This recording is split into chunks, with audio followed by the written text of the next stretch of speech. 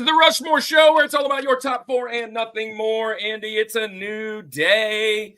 We are in music, man, and I am going to have to bid our friends adieu over at video games, but we do have some video game content coming this way. We actually have 3 music video game mashups, collaborations coming up, and man, it's music month or 2 months, and this is one of your favorites. So what do you say about that?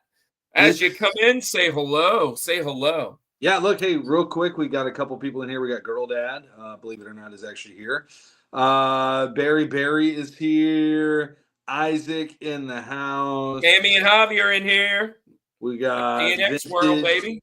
We got Keith from Vintage. Keith PNX is in the house. World. And our good buddy Bryce J.W. also Bryce J.W. What's Welcome, up, people. Man? So, hey, look, we are fashionably late. We'll have an encore later. 9 folks in the chat. Say hello. This is like a concert. Musicians are late. Yeah, there you are. Hey, man, I just want to say how amazing it's been for video games. So, doing these conventions and things, we have run into a lot of amazing creators. And if we did video games all the time, I really believe we would probably have a really high, steady stream. What's up, PJ Dunn? Man, I'm ready to be on that show again. That's what I'm ready to be, and have you guys over here. But I think we would be really awesome at video games. We might run out of content eventually, but we have a great group of friends, and hopefully they'll follow us along over down the road into some of these other spaces and see that we have a lot of fun all over the place at work. But hellos to DJ Wise. That's James. What's up, man? Barry in the house. Yep. And so I'm excited about where we're going because we were just talking, Andy. Do you know we are right at a little less than 200 hours away? Ethan in the house. That is my daughter and her boyfriend. So welcome, Ethan and McKenna. So yeah, man. So Fat Boys in the house. We are less than 200 hours away from the big deal. Oh yeah, there's 14 in here. Everybody go hit the like button. Make sure we get that like. We're going to try and break records tonight. 41 in the live is the record. And we're going to try and bust that tonight. Hey, real quick, Barry, we're going to talk about beans at halftime, okay? So I'll tell you. What about your beans? And yep, beans are at halftime. And we're going to talk about some of these books right here, too, at halftime. And I forgot to bring you your book, Andy. And I forgot to leave your beautiful daughter her package that I had from I forgot about that. Jessica. I forgot that, too. It was in my bag. But I did get my pops. They're up here, and nice. We're ready to roll. So, yeah, man. I'm super stoked about this. We've talked about it the couple weeks leading up to this month. I love video games. Obviously, play them and enjoy the nostalgia trip that they bring. But this is business when we get to music for me personally. This is where I absolutely nerd out more than anything, and I get, honestly, I probably am more excited about music series than I am any other series that we do. I love all of it, but it's gonna get for real. I played music. I played in bands for 10 plus years. Almost 20. And it's my wheelhouse there for sure. So I'm excited about tonight. We're gonna get kicked off in just an amazing way. So Kirk, what is tonight all about? For those that can't read the description. So yeah, let's talk about it. Guitarists. We have done top 4 guitarists of all time. We've done top 4. We built the ensemble of a 4-piece band, right? And we've done different parts of bands. We've done different genres. Tonight we're bringing on our good buddy Sean. Sean has chosen. He has thrown down the gauntlet and said, "Let's chat guitar solos." And it's Thursday night, so you know what that means. It's time to do our Rushmores. And, man, I love this guitar solo. I had so much fun kind of researching and going back. Man, it's going to be fun. There are so many good ones. But here, look, here's a hot take. We have I'll show it at the halftime. I'll show our what's coming up. But we're doing ladies of the 80s. We're doing Mario games music, boss music, guitar duos, and man, on my journey home to from Louisiana, I was researching, man. I was having a blast. My kids were getting a little irritated. Like, can we just listen to regular music? But man, it's gonna be fun. Hey, but before we lose everybody, we got 16 people. Let's jump into this thing and do some and get our guest out here. I really want to promote his show. He has got a very fun show. So let's get Sean on out of here. It is time to do our Rushmore of. Let me find the video. Scrolling down. There it is. Rushmore of guitar solos. Let's get it.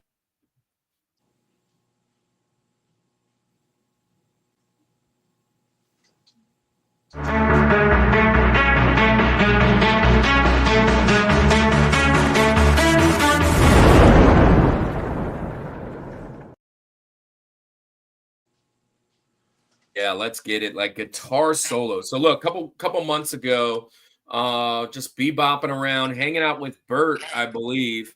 I kind of come across a couple channels, and I land into this really fun retro channel called Real Life Perspective. And man, he's got a fun channel over there. He plays games, a lot of retro things, card ripping, pack ripping, and then he introduces us to our friends over at Vintage Sports. Let's get him out here. Welcome to the show, Real Life Perspective host Sean in the 3D glasses. What's up, my friend? Welcome, everybody. Thank you, Kirk and Andy, for that, for opening up. You know, because I'm headlining tonight, so I appreciate you. I appreciate the opening show, man. So that was a fantastic show. Hey, but but thank you guys for having me on tonight. Looking forward to being here. Looking forward to being here. I am here. I am. You are here. I'm looking forward to this tonight, man. It's been a long week so far, but I'm excited for this. I've been doing some rabbit hole stuff myself, as we chatted before offline about guitar solos and things like that. Andy knows this, and Kirk knows this. I'm a musician. Andy's a musician. Kirk, are you a musician too? I like to listen to music. So you play the radio? I like to play on the counter with my wife and tick her off. Something like that. Yeah. I hear you. I'm not a musician. I can barely memorize the lines. Is the problem. So there's that. I definitely need a karaoke scroll at all times. Yeah. So hello. Wait, I do want to shout out someone in the chat. First off, Presto, welcome. But I do want to say hello to Micah. Micah and I connected over social media, and he does some things similar to us and was wanting to come and be a guest. So Micah, welcome to the show. And man, if you still want to jump in, let us know. Blix Cards in the house. Get that thing up going. Yeah, he is a listenician, I guess. Yeah. So, hey, like Sean, before everybody runs out of here when we get boring and I start talking, tell everybody about your cool show and what you do over there and why they should come and follow. So I'm across the board, man. 2025 is basically, my channel has turned into a card ripping channel. My first 2 years of doing the Real Life Perspective show, I was everywhere, going all over the state of Texas to a bunch of Comic Cons and trying to meet celebrities and interview celebrities and all that fun stuff. So I worked really, really hard on making all those videos. Me and my buddy did some real barbecue adventures where we blended pop culture and barbecue. Trumpet Master 77, shout out if you're out. We got to get him on there too. Hopefully next time we swing around food.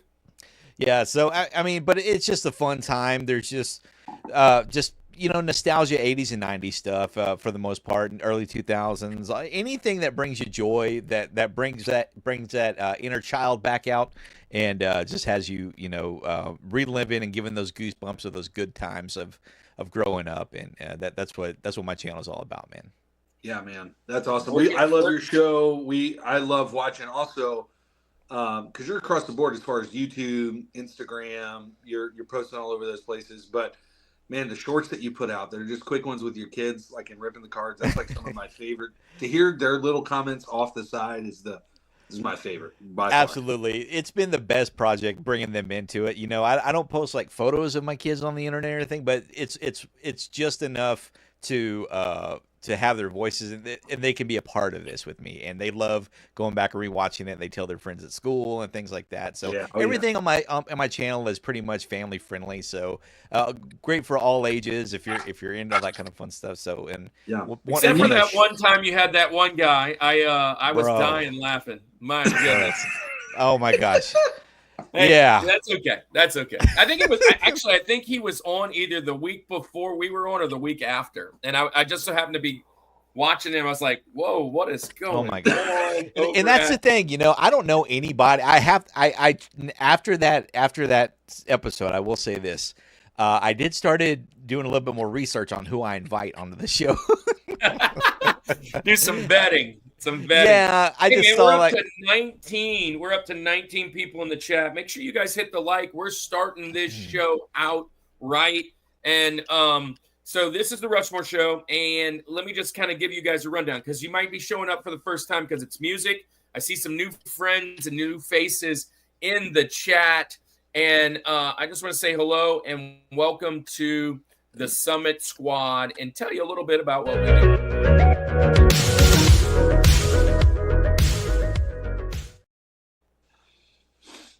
We are the Rushmore Show, and we rank your top 4 like the mountain, right? And so we go 4, 3, 2, 1, and we want you guys to take that with us. You're now a part of the Summit Squad. That means it is time to put your list together, and it don't take really hard. You can Google it, you can AI it, you can go to your CD case and pull it out. You can figure out the top 4 guitar solos of all time. Now, here's the big deal. Each one of you should have probably some kind of criteria in what you were doing because criteria is important because what we think is the Rushmore is very personal. The Rushmore is your personal top 4, not everybody's top 4. If we're going to say everybody's top 4, this thing would be pretty boring because we'd all say probably the same 4 or 5, bar none. We would research it. We'd find out what everybody thinks. We would tell you but this is our top 4, and it usually means where you've grown up, what era you grew up in, what type of music you like, and anything and the like. So what we do is we kind of explain our criteria and what we were thinking, and then we give you our top 4. I love to say this. If you're talking about football, many people right now currently say Tom Brady is the GOAT. And, I mean, I have my own opinions, but not just because I'm a Chiefs fan, because I'm a Saints fan. And so being a Saints fan, it is really hard to like Tom Brady as Drew Brees ran that gauntlet with him.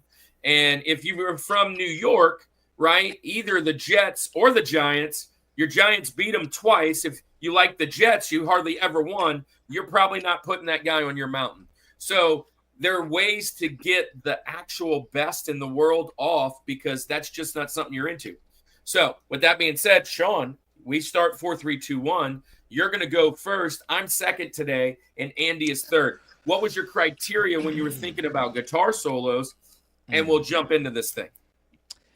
So obviously, just for me, I play everything by ear. I tried to learn to read music when I was in middle school, and I was in band. I played cornet in 6th grade, and then switched over to percussion in 7th grade because those who can't play trumpet, cornet, or clarinets always switch over and start off on the bass drum. That's what we do.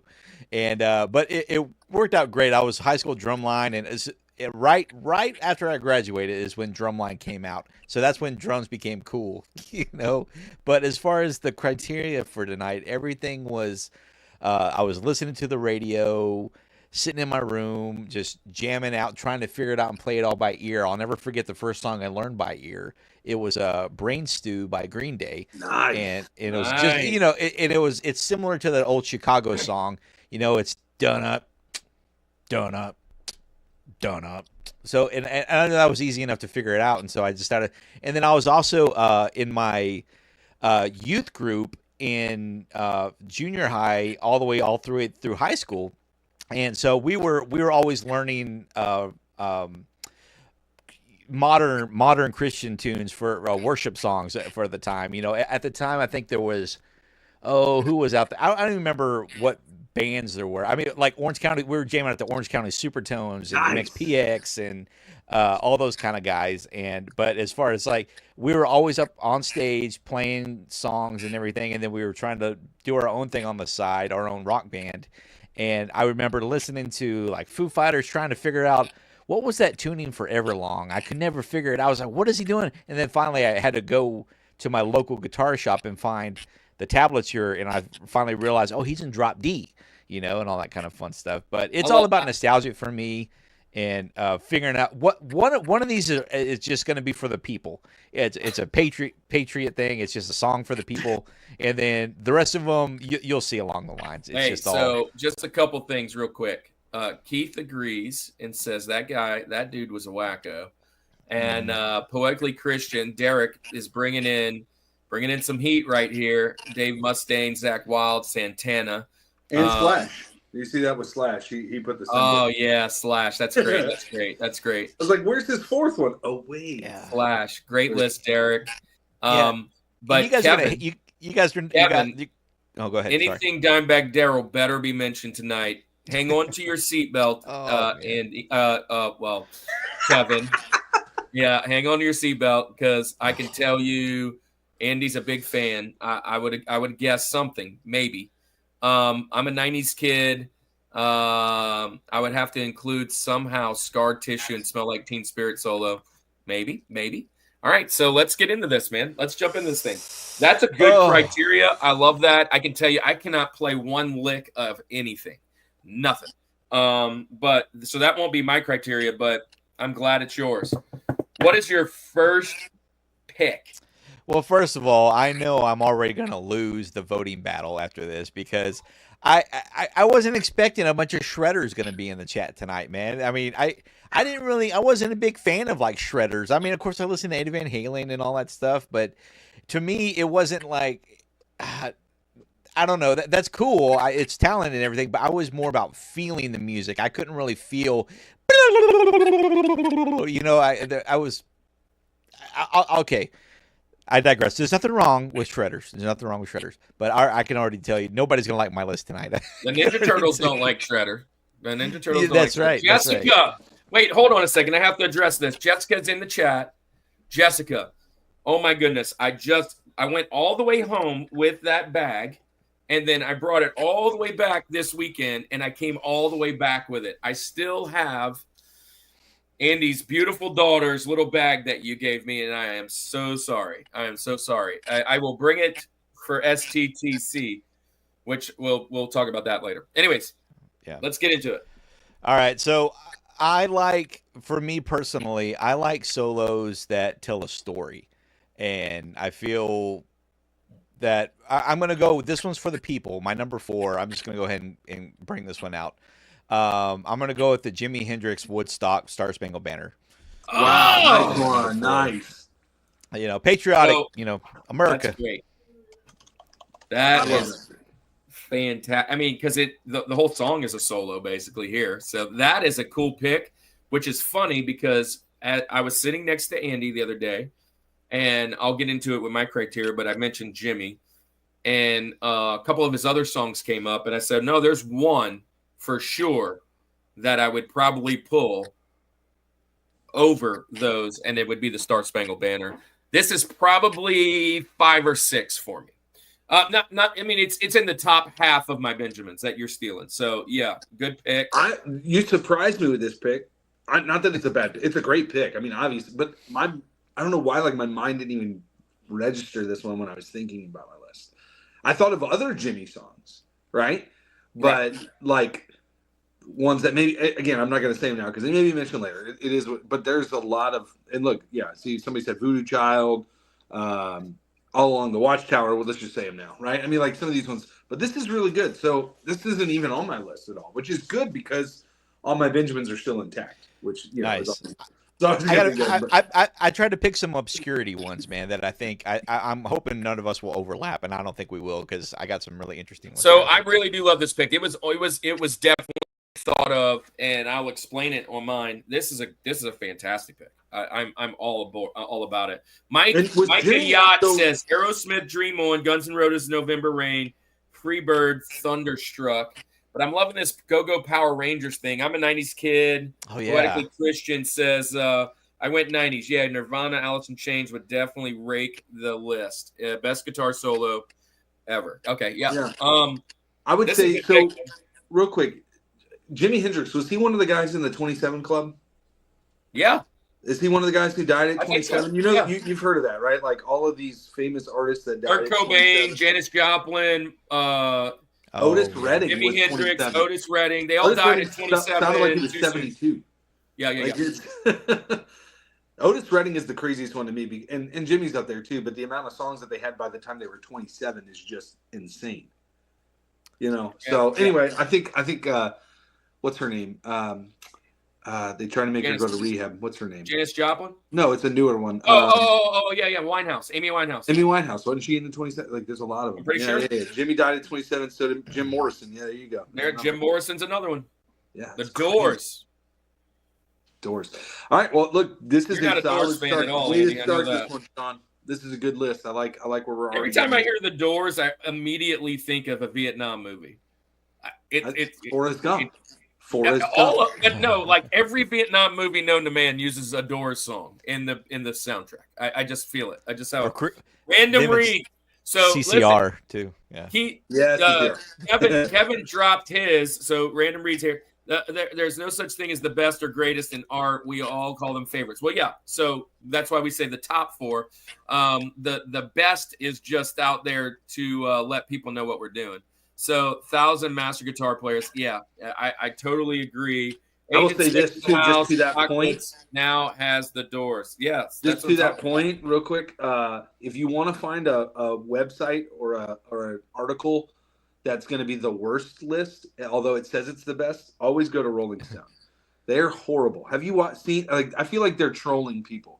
They came out with a list recently that was like 100 greatest songs of all time or something, and like.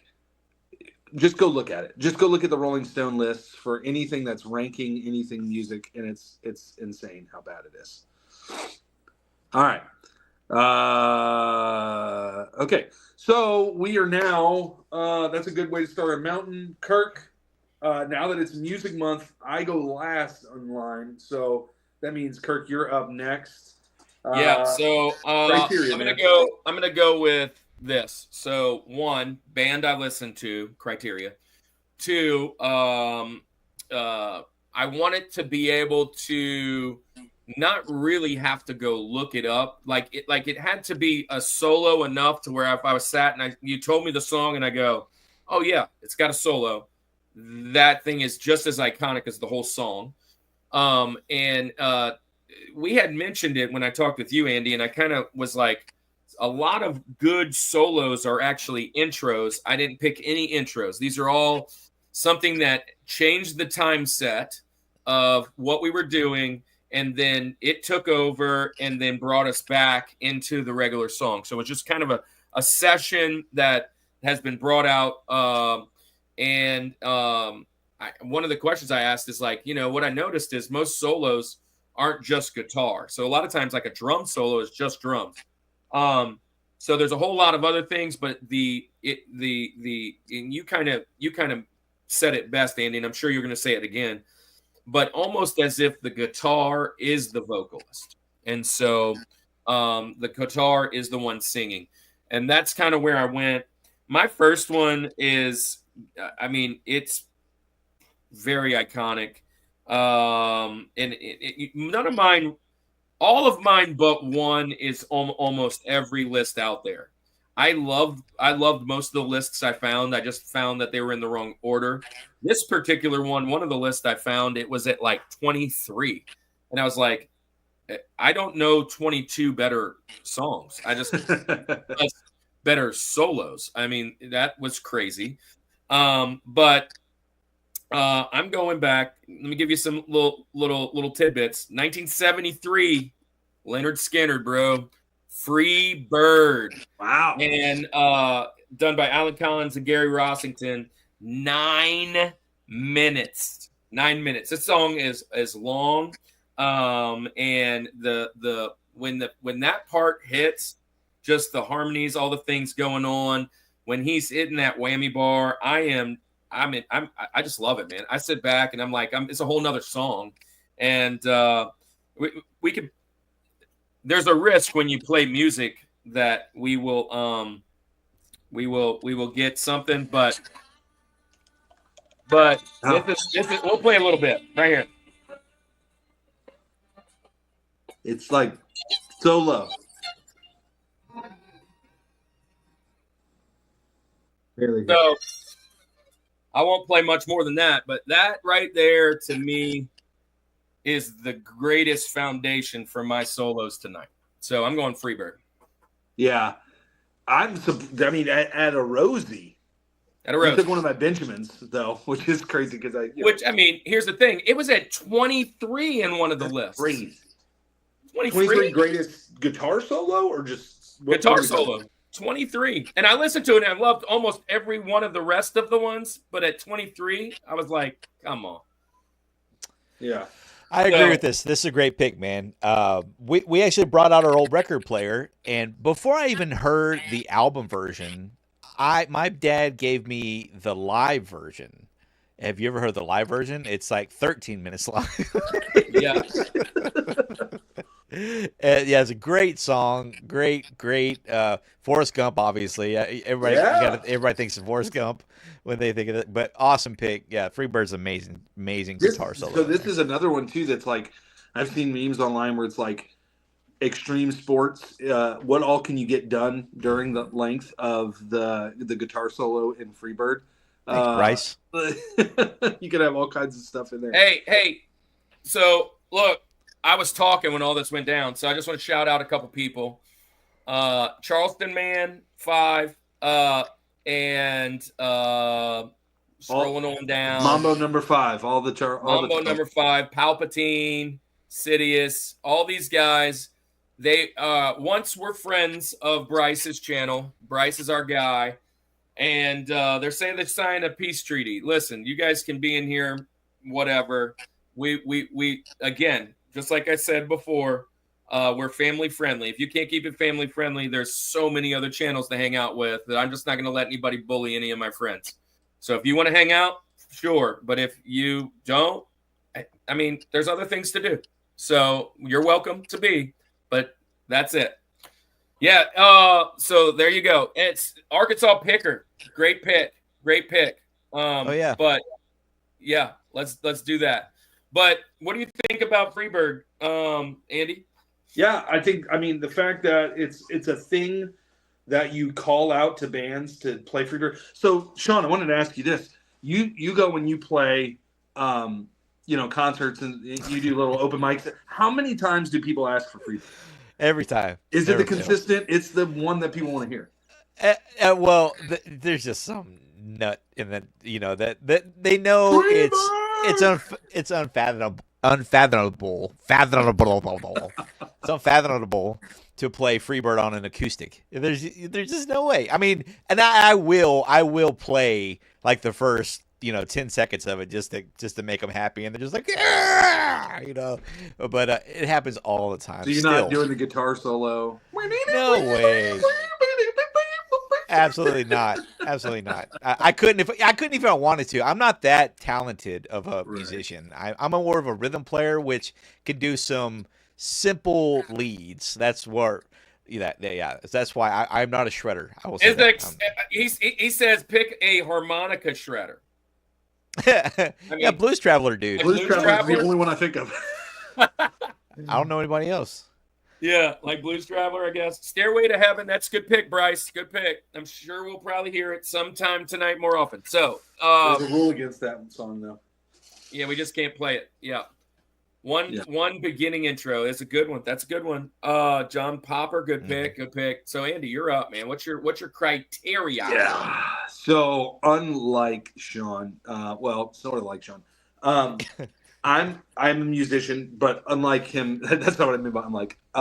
Drums was my main thing for the longest time. I know you play percussion and stuff, so I've played drums since I was 13, so 22 years, 23 years, whatever it is, and that's always been my passion, has been drums. But somewhere along the line, I realized that I could not continue to play my drums at, say, midnight. right?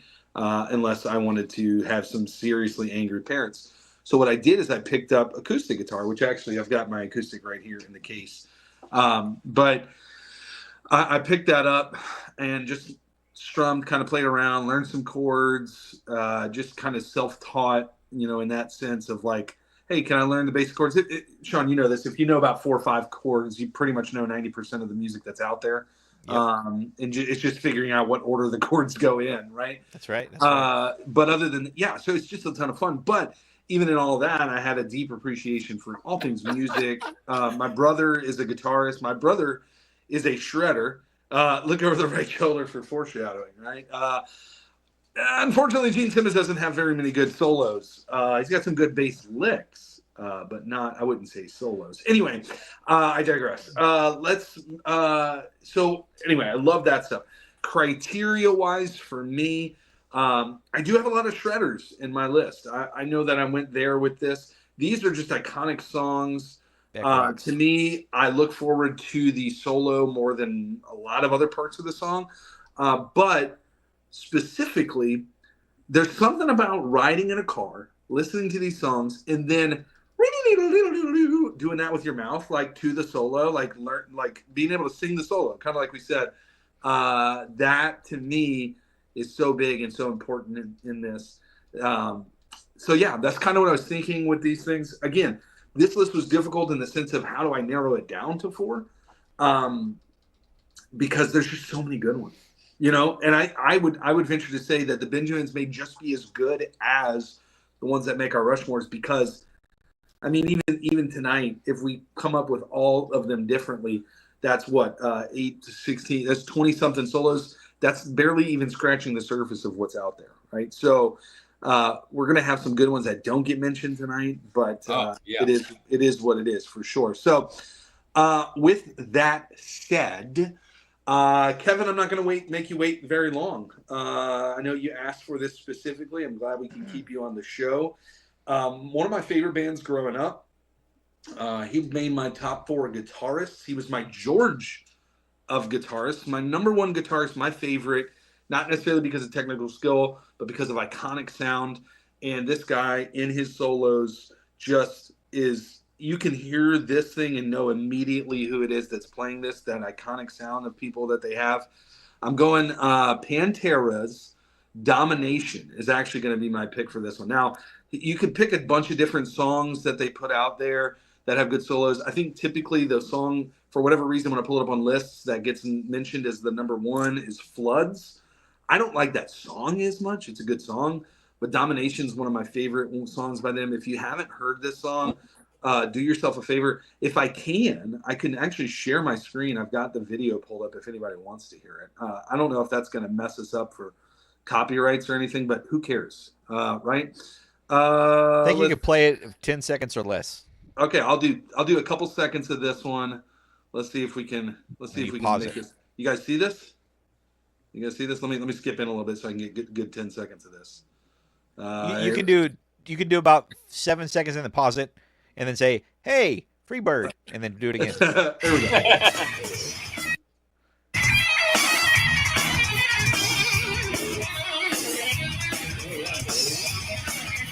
Look at those. That's good.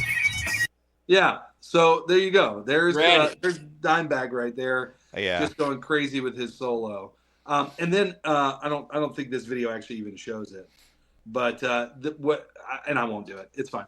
But if you go listen to this song, it goes into one of the coolest breakdown riffs of all time at the end of Domination, and then the solo continues in that, and it's just really cool. So Domination by Pantera, Dimebag Darrell, one of the greatest guitarists in my mind. I remember when my dad woke me up to go to school one day and said Dimebag Darrell got shot, and I was like, Dad, what? You woke me up to this? Like, at least I can't even see yet, I remember that day. It's one of those days, it's like, and it's not a national tragedy in the sense of like a 9/11 or something like that, but it's one of those, I remember where I was when I found out Dimebag Darrell got killed. It was just a crazy, tragic event. This guy is one of those, can you imagine what the metal world would look like if this guy was still there? Yeah, just do is super innovative. But man, do yourself a favor, go listen to Domination. The whole song is great, but listen to that solo too, and you just definitely appreciate that. So, anyway, what are you guys? You guys Pantera fans? So they're from Texas, so they got to there's got to be some local stuff there. They're from Texas, but they had a big footprint in Louisiana. Oh yeah, big time. Big time. So Phil and Thelmo and Rex Brown are from the New Orleans area. So right, I know that for a while they like lived uptown. Then they are Metairie, or I don't know. They lived somewhere over there during a lot of that stuff. But yeah, man. So Pantera was not on my radar when they were at their height. Just not a style of music I was really listening to. I loved Walk. I mean, especially when RVD, used to come out to it and all that jazz. But I do enjoy them a lot more now. And too bad, because I really wasn't a fan like when Dimebag was even alive. But yeah, I definitely like Pantera, and I appreciate what Dimebag's brought to the metal world. So yeah, I knew you were gonna pick him. So, and is Kevin still hanging around? Yeah. Also, I hope you watch Rick Beato. I watched like 6 things on Rick Beato just this week. Yeah, there he is. Pantera Live was great. Yeah. Owned every Pantera album. Aaron Brown in the house, the STEM teacher. By the way, everybody, I know I put it in the chat, but there's 23 here, and we're not even up there to the likes. So, and I know a bunch of those likes aren't on right now. So go hit those likes before y'all head on out. Drop yours. Oh, yeah, White Stripes, the ball and the biscuit. Listen, he's a White Stripes fan, so I knew that was going to be on there. Prince. Yeah. We'll talk about that later maybe. But let's get it, man. Phil Anselmo with Down. Super Joint Ritual a few times. Yeah. Andy, did you see Anselmo when he was with Down? With Down, yeah. So they opened for Metallica in 2008 here in New Orleans. It was I was at that same show. And what was it? Sword? The Sword, Down, and Metallica. And then Phil came up with Metallica for one of their songs. It was super fun. That was the show that I was like, did black balloons just fall from the ceiling? That's where Metallica is now. They got balloons. They got black balloons falling from the ceiling at the end. Anyway. Trumpet Master 77. Man, we're going to get you on the show eventually.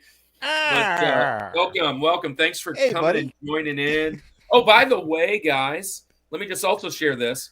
You guys are all the moderator guys. If you have a wrench, go ahead and drop your channel in the thing. I've always tried to do my thing like real life, where you can just type in real and it will post that. But it never really worked for me. I still can't figure it out. But from what I hear, if you go space dash and then your title, then you'll be able to click it. So all you guys that are moderators, you can share your thing. One of mine, more of an intro, but Unbreakable by Firefly. Good pick, Ethan. So Ethan. Hey, real quick, Sean, were you a Pantera fan? Oh yeah. Oh, you had to ask. I saw the face. I had to ask. No, I didn't like them. It wasn't for me. It wasn't for me. I was a pop punk, alternative rock guy. I didn't get into heavy metal much. I didn't really like, Metallica and all that. I listened to the Black Album. That's about it. Pantera wasn't for me. The only time I ever really got into heavy metal, there was something that got me super aggro pumped about working out and just got me super jacked up about the self-titled Slipknot album. That's that's the heaviest I ever got, and but Pantera. That's pretty decently heavy. I mean, considering you that's a big jump from just pop punk. Yeah, well, I was kind of all over. It was either country or, you know what? Now that I think about it, dude, if I go back through all the stuff I love to listen to, I love listening to everything from the Doobie Brothers to the Eagles to 80s, pop stuff to Poison to, all kinds of fun stuff. But, I was a 90s kid, and then as I got older, I started going back and listening to all the great stuff that we grew up with as children. You know, I was born in '82, so I was listening on the radio and stuff like that. But I also love a little like movie soundtracks and things like that, like Stand By Slipknot Me. rock You that know? double bass. Oh That's a yeah. good one too. Oh yeah, God, I don't know love that. Pantera. I couldn't tell you. Yeah, I'm sure I'm not. I'm gonna get a lot of hate from it, but I was not a fan of Pantera. I didn't like. I don't know. I didn't feel there was no. I didn't feel like there was enough melody, or were they more like, hey, no, no, like, A little bit like that. But I mean, yeah, it was right in. It was right in between. It was kind of like Henry Rollins band. I didn't like Henry Rollins band because I felt like he was just kind of like yelling, but he didn't have the cojones enough scream for me, like yell, like the Corey Taylor from Slipknot does. It's something about that, his voice, the way he screams, it resonates with me more than the Pantera voice, the higher pitch scream voice. If that makes sense. So I was all about metal. I was playing in death metal bands when I was a teen and through college and stuff. But I also loved pop punk. I loved emo. I loved anything metalcore, like Killswitch Engage kind of stuff. I loved all of that stuff. But also, I would listen to like Elton John and Duran Duran and Kaja Gugu and stuff because my mom listened to that, which is weird. Like I loved NXS. I loved all of that stuff, 90s alternative stuff, like, you know, grunge, anything like that, because, you know, growing up during that time. So it was just, I loved all of those things, but I also listened to like Cannibal Corpse and, you know, some of these other things. I remember meeting with Dennis, the singer of Cannibal Corpse, at House of Blues and giving him a demo of us. And the guy was the nicest guy in the world. You were that guy. You were that guy, huh? He threw it away. He threw it away. I know he did. But he was the nicest guy in the world. Anyway, I digress. Cool, man. Oh, that's cool. That's cool. Acid Bath. There you go. There's another New Orleans band. Yeah. That's anyway. Let's continue. Hey, Fat Boys, man, $5. Thank you, bro. Look at him go. We appreciate that, man. Thank you so much.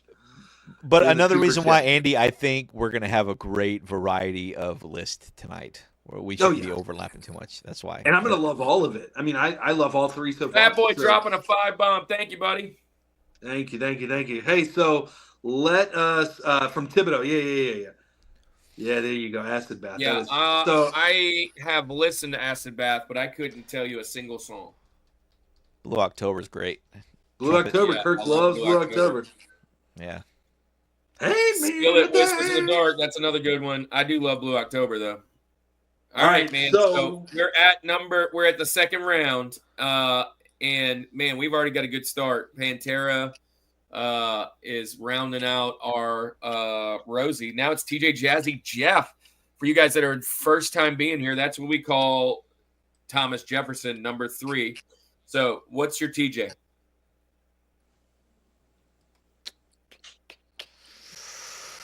Okay. I love this. Sean is still figuring his list out.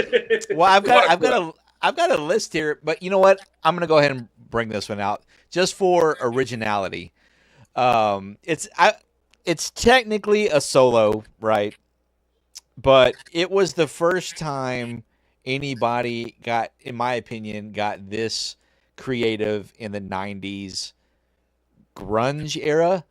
I'm going with "Killing in the Name of" by Rage Against the Machine. So I love it. Yeah, Tom Morello. Thank you. Yeah, I just love. It's just so different. It was at the time I was like, did they have a DJ in the band or what was going on? You know, it's so cool. It's phenomenal, man. The things that he was able to do with his guitar. I mean, it was such a throwback to like Jimi Hendrix days, you know. What's up, John Doe Juggalo? Welcome to the show. So yeah. That's Morello. He was great. Different. Saw them guys in '94. So I'll just throw this out there. Morello was on my Rushmore of guitarists. Love Tom Morello. Was it that song though? I missed seeing them in concert. I had the tickets for them and Beastie Boys. I've mentioned this already. Woo! And it was them and Beastie and what's his name? The drummer for Beastie Boys. Gosh, help me. Anybody? I don't know. Anybody? Bueller. What's his name? DJ, not DJ. Anyways, he broke his arm, and so they had to cancel the show. And then they were going to give us tickets, and we were going to come back and see him like 3, 4, 5 months down the road when he got all healed up, and then they broke up. Yeah, so Rage broke up. Yeah. Trumpet. Look what Trumpet said. Oh my gosh, that's It'd be great. better than Corey Feldman. Has everybody seen this? Has everybody seen Corey Feldman shredding, dude? That is so great. It's a That terrible. might make the Rushmore. That's It's so funny. unfortunate. That's So a great one. far, you have the best pick. Sorry, Kirk and Andy. Oh, that's okay. thank you, Jessica. Thank you for So, that. I appreciate that. Sean, you're in the lead apparently. So, Hey, I love this pick. Corey is the GOAT. Andy, what do you think about Killing in the Name of?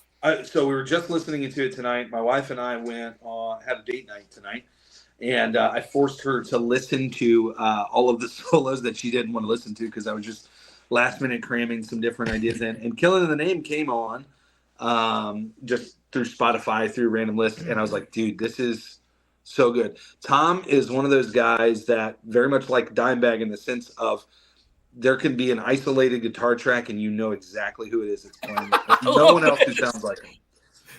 He almost died at a Rage mosh pit in the 90s. Yeah, oh, Keith. that's funny. Keith, you're not a very big guy. Getting yourself under a few of those heavy metal guys in a mosh pit probably wasn't a good idea for you. That's not true. Keith is above average height. Yeah. I've watched the show when he talks about it. That's why I threw that out there. Yeah. It's always kind of a little point of tension. Do you guys remember Celebrity Deathmatch, the episode that was Rage against the Machine? And it was all that of was Rage, the best. and they were fighting like Celebrity a giant robot. Deathmatch. It was hilarious. Hey, look, Random Reed's bringing out Primus. Man, if Oh we my were talking gosh. about bass solos. Primus mosh pit. Do Primus has mosh pits? I guess they do. That's fantastic. Jerry was a race car driver. Ugh. Hopefully it wasn't in Winona's Big Brown Beaver. That's a Drummer Master says he thinks it's on Tubi. Gary was a race car driver. Dude, was great. He was on. And speaking of that, he was on my my bassist. As he should be. In Primus, dude. That dude is a. But speaking of Tom Morello, hey, name the movie where he made a cameo in. Can anybody name that movie? Oh God, he was in. Wait, he was in. Was it like a superhero movie or something? wait. Yes. Was it was a superhero the movie. video game movie? Not a It was video like game a video movie. game. Nope. And they were at the concert. Nope. Ah. The one that started it all for Marvel. Oh, really? Iron Man? He was in Iron Man with Robert Downey Jr. I was thinking he was in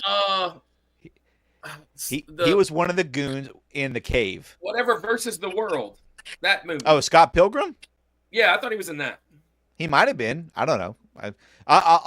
So in Iron Fox Man, Play. Fox is on next week. He's our guest next week. I'm glad you're here, bud. Yeah, I knew it was the superhero movie. I remember seeing something about that he was. so that moment where he finally gets his buddy is in the cave with him and he's typing out and he's trying to get it to go fast and it's charging, right?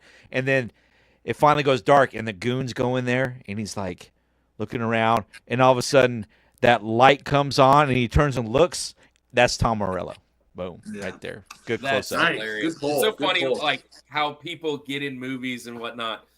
Yeah, dude. Okay, Reformationist podcast, PJ. That right there is a banger. Yeah, That's a banger. great song. Yeah. All right, Kirk, we're gonna move to you. So, man, great 1-2 on your mountain, Sean. But Kirk, let's see what you got.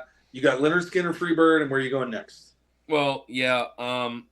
So my next one, and I have it queued up. So let me bring it back. So the next one, I'm gonna roll into. Here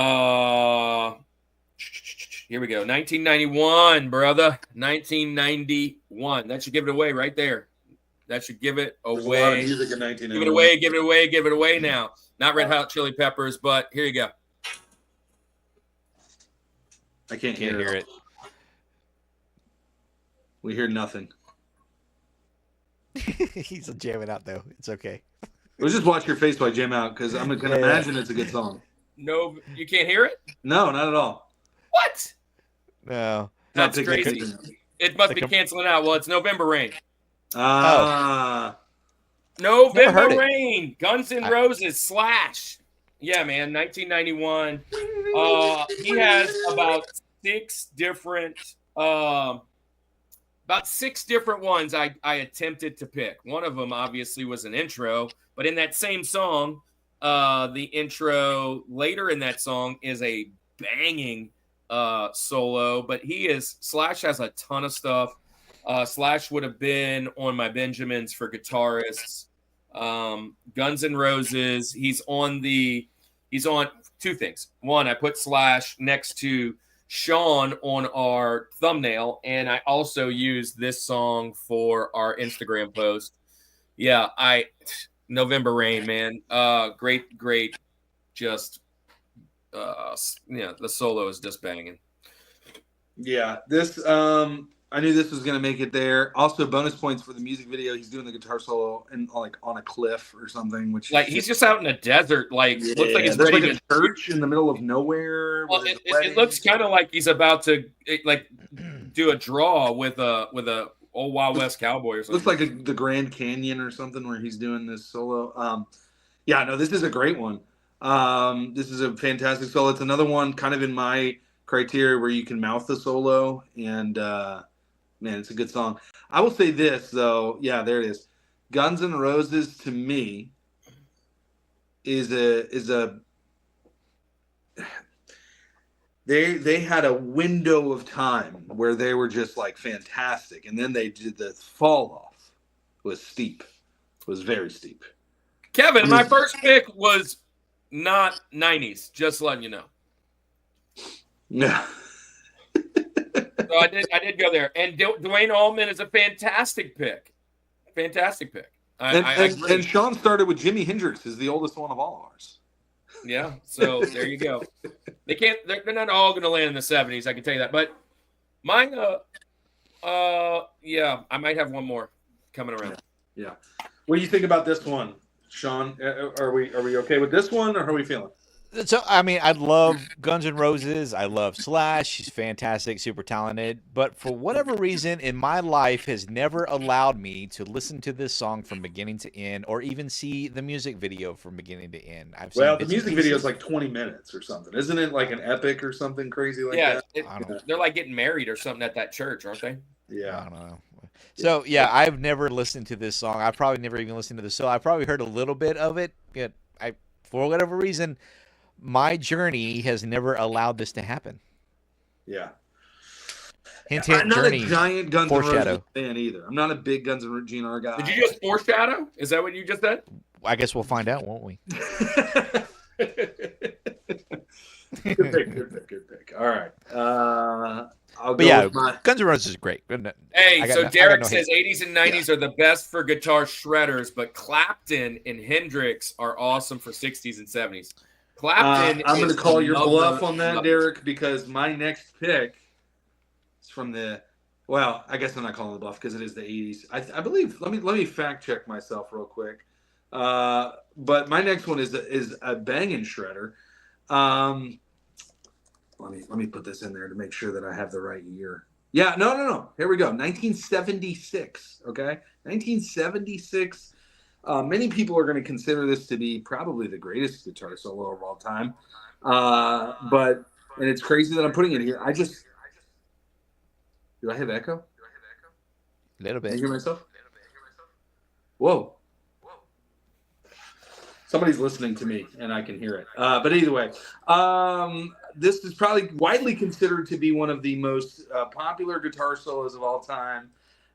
It is, I think, out of the ones we've done so far, is the most legitimate solo in the sense of, yes, there is some drums and a little bit in the beginning, but 90% of this song is strictly this guy playing guitar. Kirk, he was one of your top 4, if not your number 1. I'm going Van Halen's Eruption.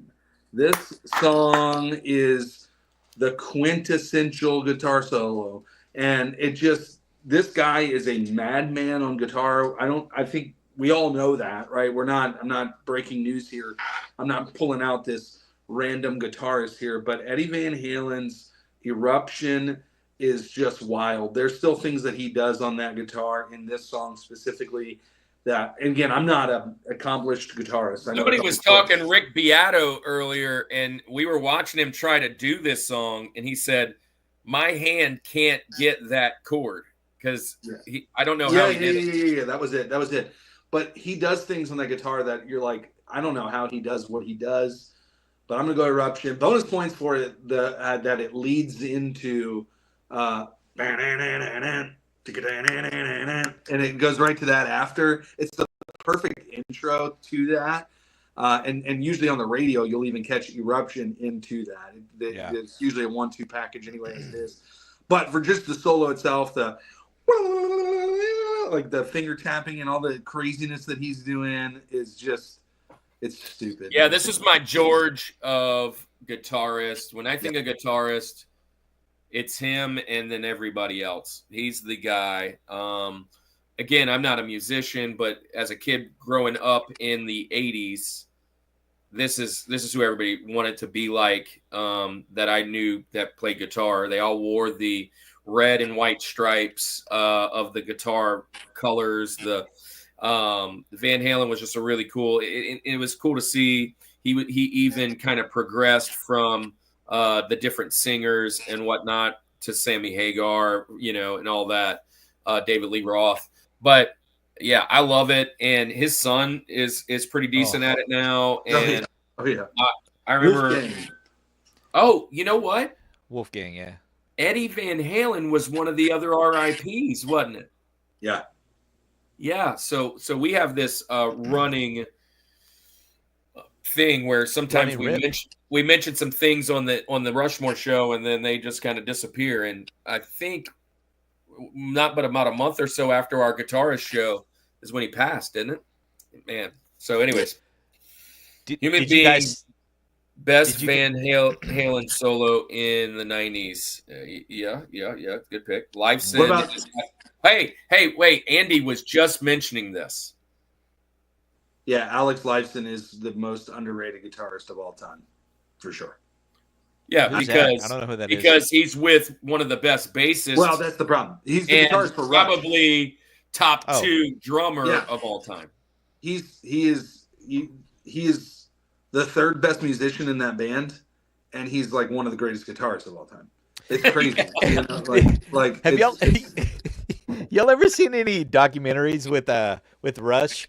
Oh, dude, they're hilarious. Anytime him and Geddy Lee, hilarious. Well, he's funny, man, but he's such a normal-looking dude, right? Yeah. He has no distinct features. So anytime they go out, Geddy Lee, they're always like, "Hey, man, will you take my picture with next to Geddy Lee?" And he's like, "He's the guitarist." You know what I mean? And like, he's like, "Yeah, sure, man," because everybody recognizes him, but nobody recognizes him because he's just got the parted hair on the side, just like tucked in polo shirt, like normal looking. I bet 1984 seeing Van Halen would have been a crazy awesome concert.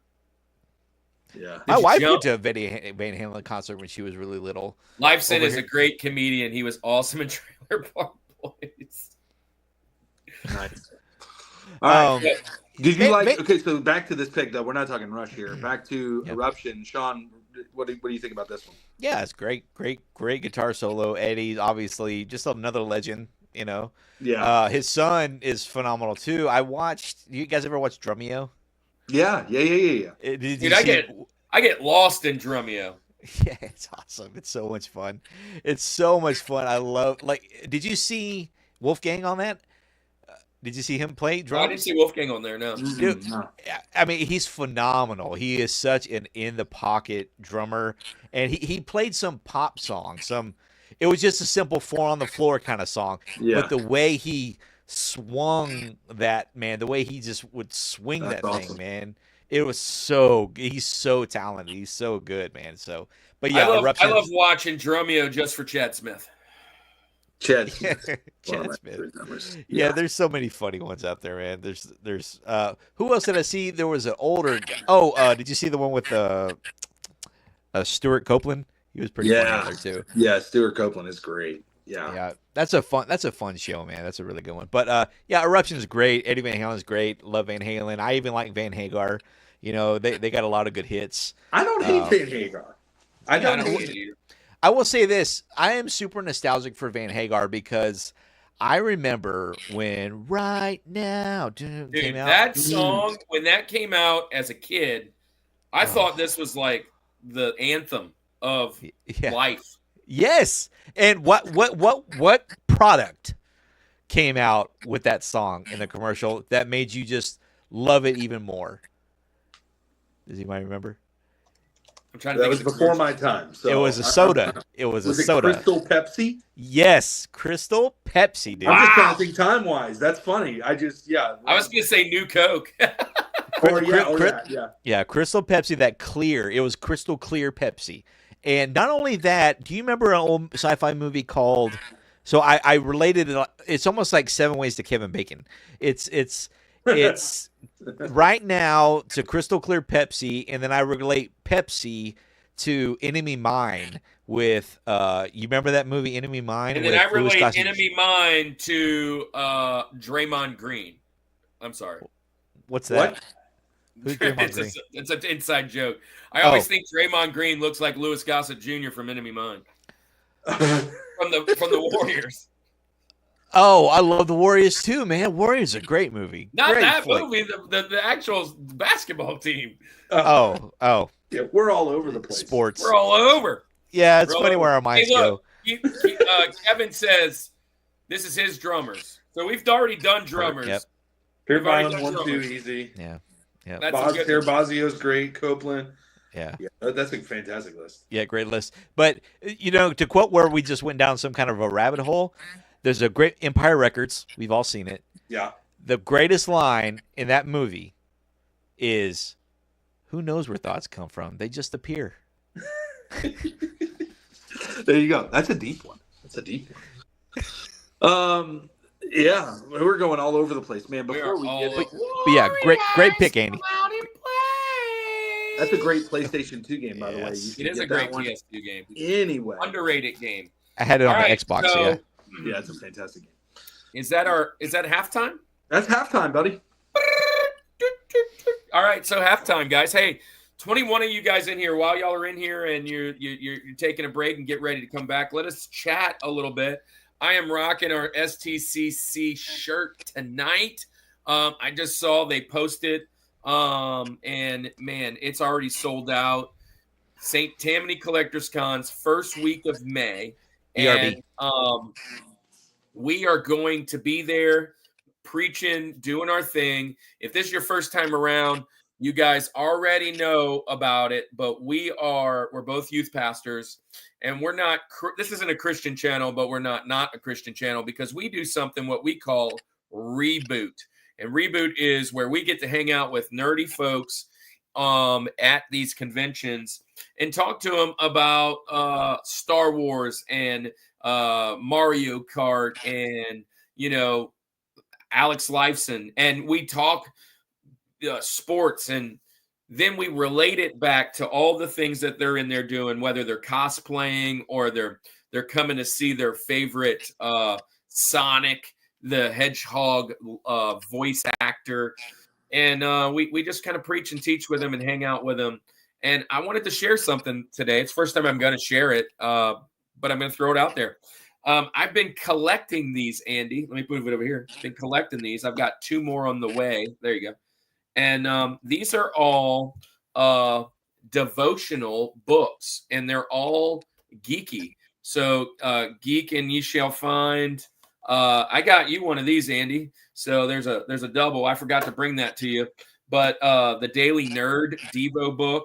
These are our good friends. I think they're going to be on the show. I think actually they're going to be on the show too. Finding God in Video Games. And then Hector is definitely going to be on the show. He's ending music with us. He wrote, these are 2 of his books of the 8. I think there's, 9. This is number 9. But they've inspired me to start doing our own Devo for the Rushmore Show and reboot, right? And I'm going to do 6 books, one for each one of our series. I've already mapped them out. I've started to put pen to paper and start to type and do some things. So be on the lookout for that. But we are going to be preaching at St. Tammany Collectors Con. Come and hang out with us, and it is going to be awesome. Jess said the Sonic reboot message was amazing. Thank you. But I want to be able to start connecting you guys to some amazing writers and Poetically Christian Gamers in here. He's wrote 2 books. Yeah, I just want to connect you guys with some other people if that's something that you want to be a part of.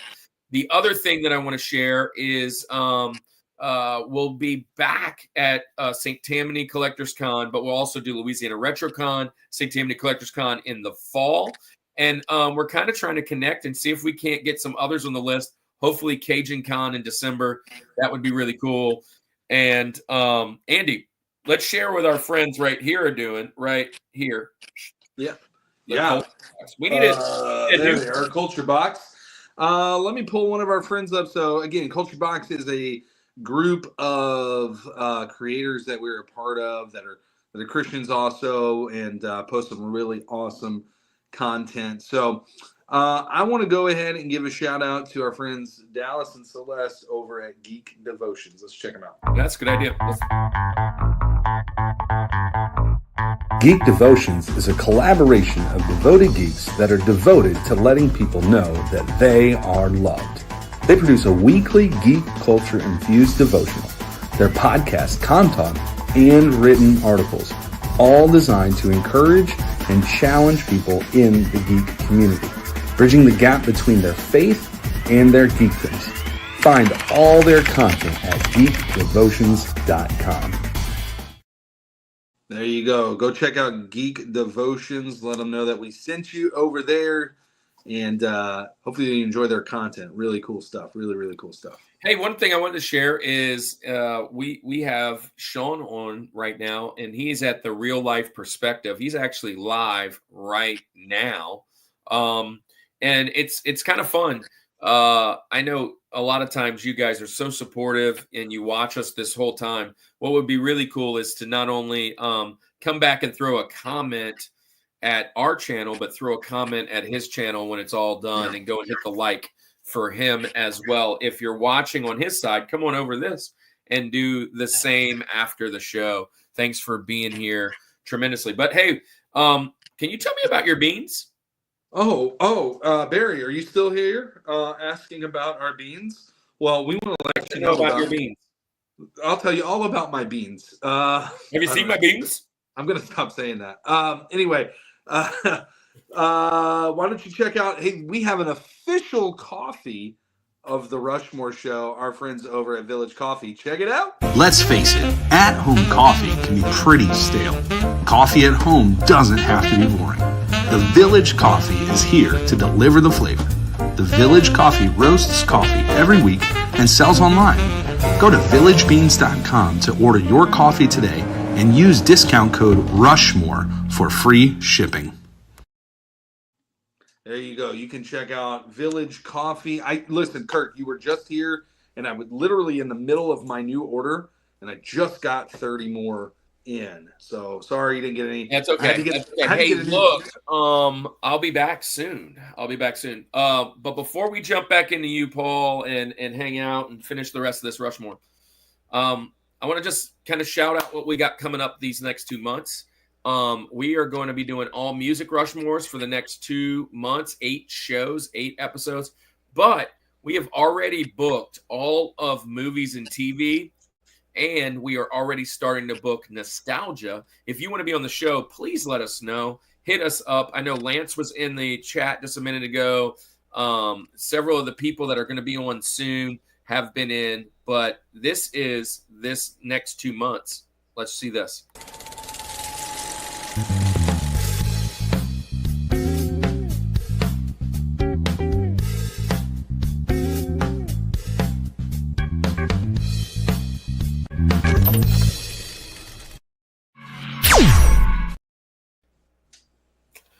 Yeah, man, just a little quick teaser. We're gonna have a lot of fun, man. 3 video game ones. We got boss levels, we've got Mario music, and we have 80s ladies. We have guitar duos. Oh, and Guitar Hero. So, anyways, let's get this show back on the road and get it back on the rails. 20 people in the chat. Make sure you hit that like if you haven't already, and go and tell Real Life hello over at his channel as well. And then come on back.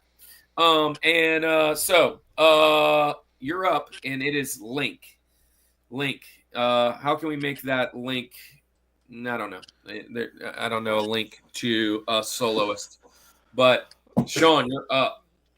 Lincoln Park. Lincoln Park would not fit here. Oh, Lincoln Park. Yeah, they don't really have a solo that I can think of. Maybe not. I don't know. All right.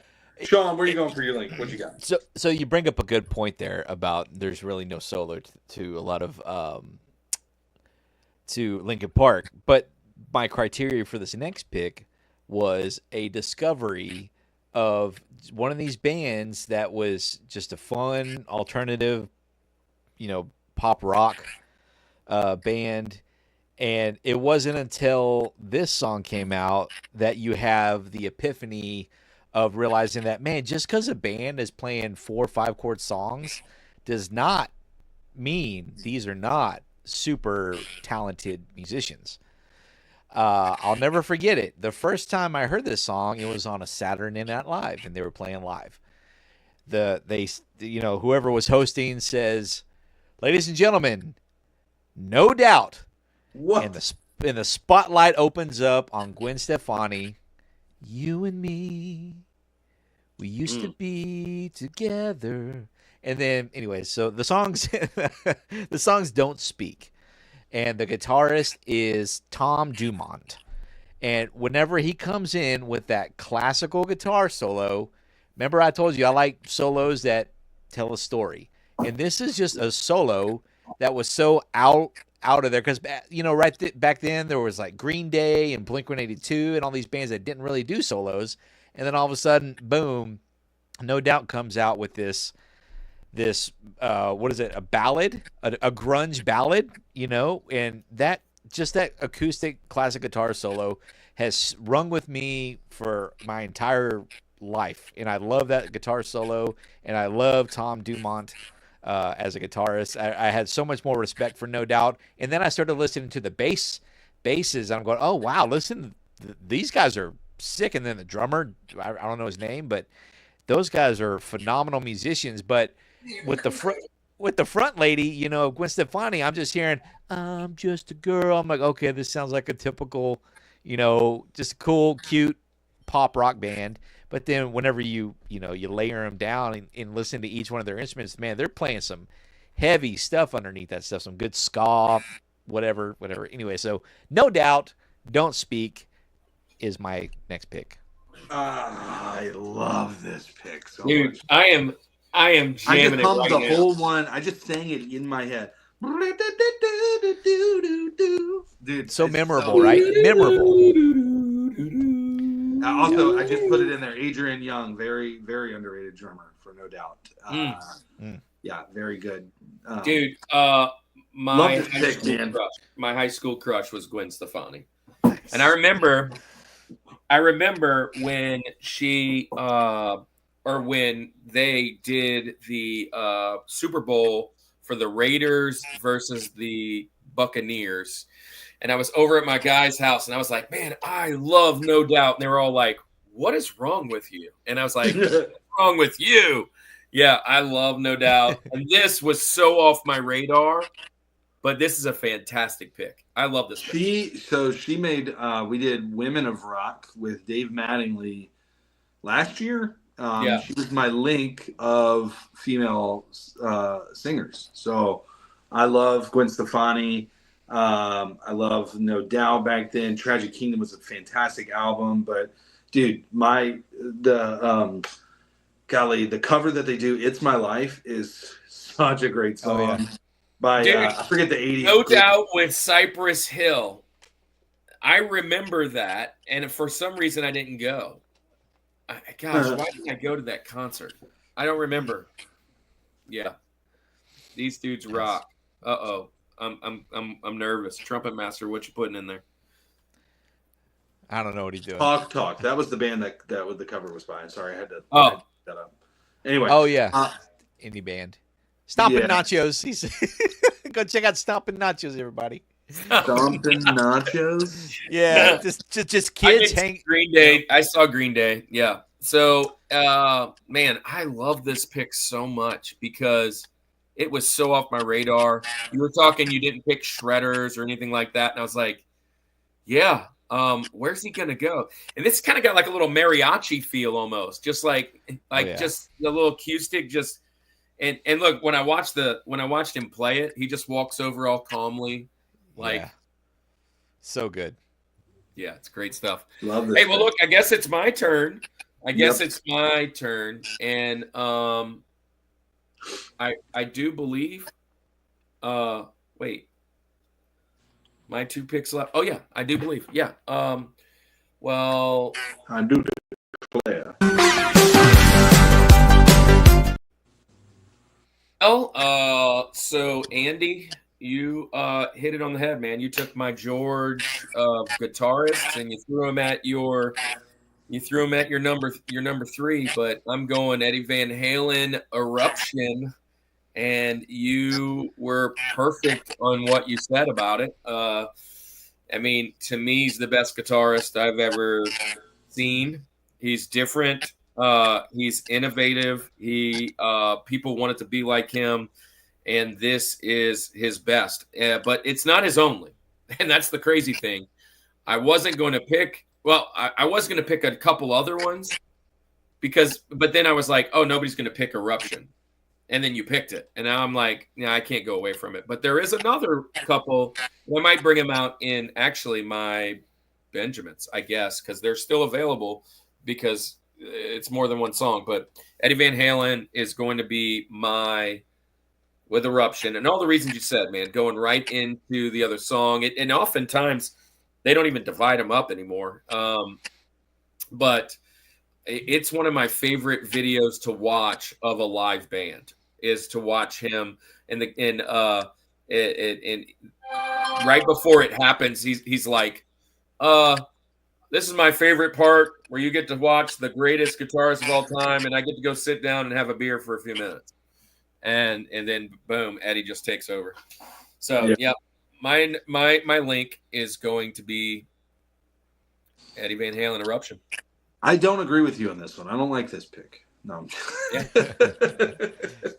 Obviously. 311 in the house. 311 in the house. I used to go to the 311 concert every 311 day, March 11th in New Orleans, which is funny because they're not really from New Orleans, but they would do it in New Orleans every year, which is crazy. So that was way before I was sober because, man, they were high as a kite at that concert. Lord, I can't think of that solo off the top of my head. I'd have to go back. I mean, I know the song. Beautiful disaster. You know, it has a lot of those triplets. I'm gonna have to go back and listen to it. I like 311. And it's harmony too. It's a harmony solo. Well, harmony lead, I'll say. I don't even know if there's a solo. It's just okay. Here we go. We didn't bring this up, but solos and leads are different, right? And this is kind of Kirk and I. This is a drummer coming up with the definition, so bear with me. To me, a lead is kind of almost like it's very close to a solo. Maybe it's not long enough to be a solo, but it's almost more like there's not that there's not a formula to a solo, but there's like it's almost like a how do I want to say it? Like an exaggerated riff or something like that. You know what I mean? As opposed to a solo. I think the way you explained it when we were trying to kind of come up with the idea was kind of like what I said. Like the lead is it's a part of the song, but it's not the main star because it's getting you to the next part. But as a guitarist, how would you distinguish between lead and solo? I mean, is there most of the time what I hear is the lead is kind of the melody of a chorus bringing in, you know, is what I've noticed, and then the solo just goes off on its own, you know, its own thing, you know. That's what I hear most of the time. Solo is going to be a longer portion than just a lead. Typically. Oh yeah, for sure. All right. Well, that's cool. Nice. Yeah, I didn't have like I know when I hear something, it's a lead or it's a solo, but just trying to come up with like the what is that makes it different. Yeah. I guess in verbiage, but anyway, that's just a little music nerding out for a second. Let's get back to the list. So yeah, Eruption, great pick. I struggled, man, with my top two in the sense of like which one goes one, which one goes two, which one goes one, which one goes two. Mm-hmm. And oh, come on, there's a distinct number one. Well, you say that, okay, but my number two. So I'm gonna go to Link. To me, this band has a lot of iconic solos, and I probably could have picked multiple. I could have probably picked all four from this group if I wanted to, but I didn't want to be that, biased towards this one group. But when it comes to me, I think this is my favorite song by this band. And the portion of the song that the solo takes over is the best portion of this song. And what it does for that portion is just amazing. And I'm going to go Metallica 1 as my link. Did this is shredding, right? This is where we're at. We're shredding. Kirk Hammett is in here doing this. But also the intro to this song has its own solo portion that I would consider a solo, not necessarily just a lead, but it's clean guitar, like that stuff. But man, when it gets down to the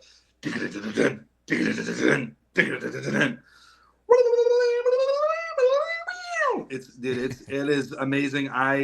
This is the song that on the way home today, my wife does not like Metallica, no matter how much she tells me she's okay with them. By her saying she's okay with them, oh, I don't hate them. Yeah, you don't like them. But we put this on today, and I mouthed the whole solo. Metallica 1 is just a fantastic song. And mine have taken my sight, taken my speech. So good. And also, by the way, just side note, Chris Cornell, greatest vocalist of all time. I'll just say that. I'll put it out there. His cover of One by Metallica, but played to the guitar chords of One by U2 is probably the most brilliant piece of music I've ever heard. If you've not listened to it, it's One by Chris Cornell, but the lyrics are Metallica's lyrics.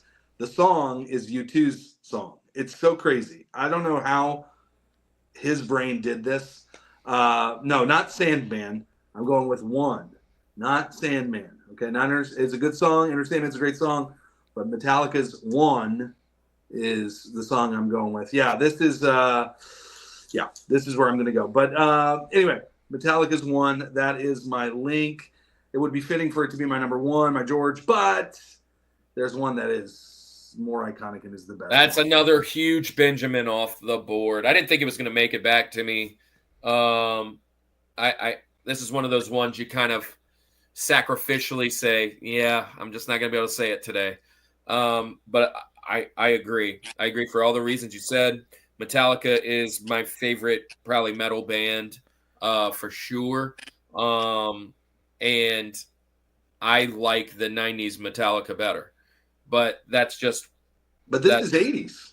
Well, the Black Album... right, for me, is where I fell in love in going back to the Master of Puppets and all that other stuff and Ride the Lightning and all that. The best album is Injustice for All, 1980. And Injustice for All. I'm not saying they're bad.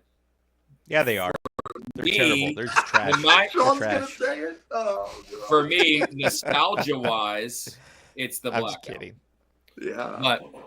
So I love Metallica, and I even like their new stuff, which is it's different, but I like it. I don't like Saint Anger. That's not new though. That's too. Oh yeah.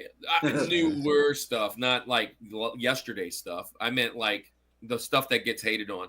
But yeah, Saint Anger's kind of, but I could still rock with some of that stuff. Hey, real quick, I know Saint Anger is a bad album, but go back and like if you listen, there's somebody who put out. They remastered all of it. It's not Metallica, so I don't think it's whatever. But they remastered it, and they just remastered the drum tracks, and it's not bad. It's like when you change that drum sounds like a trash can. It's crazy. Look at this. Snare drum. Read that. Zonky. One song is called Sad Clint Eastwood. It's sad but true plus. Wow. I'm going to have to check that out for sure. 80s Metallica, thrash metal, 90s Metallica is better. I like 90s Metallica. I just think And Justice for All is the greatest album they've ever put out, but that's just my own personal taste. So, but Sean, let's hear what you really think about Metallica. I don't like anything before the Black Album. I mean, I'll listen to the song One, but I cannot stand, no offense, Kirk, I can't stand his voice, like in those early albums. No, in the early albums, and I feel like I don't know. There's something about the tone of the guitar. I feel like they hadn't found their sound yet. I felt like it was, I don't know. There was something in the tone of the guitars that I did not mesh well with, and then it was monotone for me. Trying to listen to those albums, Ride the Lightning and all that, and Justice for All, it was all just flat for me. It was rock, it was heavy metal, whatever you want to call it. But for me, I just didn't hear any melody. And I remember watching the behind the scenes on the Black Album, the producer guy, how he was saying, my goal was to get the emotion out of Kurt. Is it Kurt? Oh, is it Kirk or Kurt? Kirk. Like Kirk. Not Kurt Hammett. No, not Hammett, the singer. James Hetfield. Oh, yeah. God, I was way off. Yeah. Samsonite. Goodness gracious. It was on the suitcase. It was, yeah. I'm sorry. James Hetfield, when he finally found his voice and learned how to bring the emotion into the music, which was obviously the Black Album, that's when I started gravitating. Okay, I can hear melody as opposed to da da da da da da da la la la. I'm sorry, that just wasn't for it. Just wasn't for me. Early Metallica wasn't for me. I don't know if I just am not it wasn't hard for me either. I'm not hard enough. I can appreciate it now, but the Black Album came out. Now. I mean, I don't know exactly when the Black Album came out. 91? Was it 91? Yeah, I was thinking a little later than that. But that Black Album came out in 1991, August, my birthday. Really? So, well, yeah. A day after my birthday, I was 2. I was 2 when this. But we listened to that throughout my high school days, and I mean, I graduated in '96. So but the Black Album was what we listened to generally more. Yeah, that's an awesome album. Yeah, I was thinking. I love Black Album. I do love Black Album, and I love Fuel. Like when that came out, or Load. Yeah, Fuel was cool. Load and Reload. Load. I love that song. I love Give me fuel, give me fire, give me that without a shot. One of the most underrated songs of all time by Metallica is "Hero of the Day." I love Hero of the Day. I love King Nothing. I love those songs. But to me, the whole album. This about the bottle. I love that. Whiskey in the Bottle. That's a remake. That's a Bob Seger. Whiskey in the Jar. That's it. I love that, but that's on Reload, isn't it? No, that's on their cover album. Garage. Yeah. Garage that's Band. It is. The Garage one. That's a great song, with, though. Great cover. Tuesday's Gone cover. Leonard Skinner. Fantastic.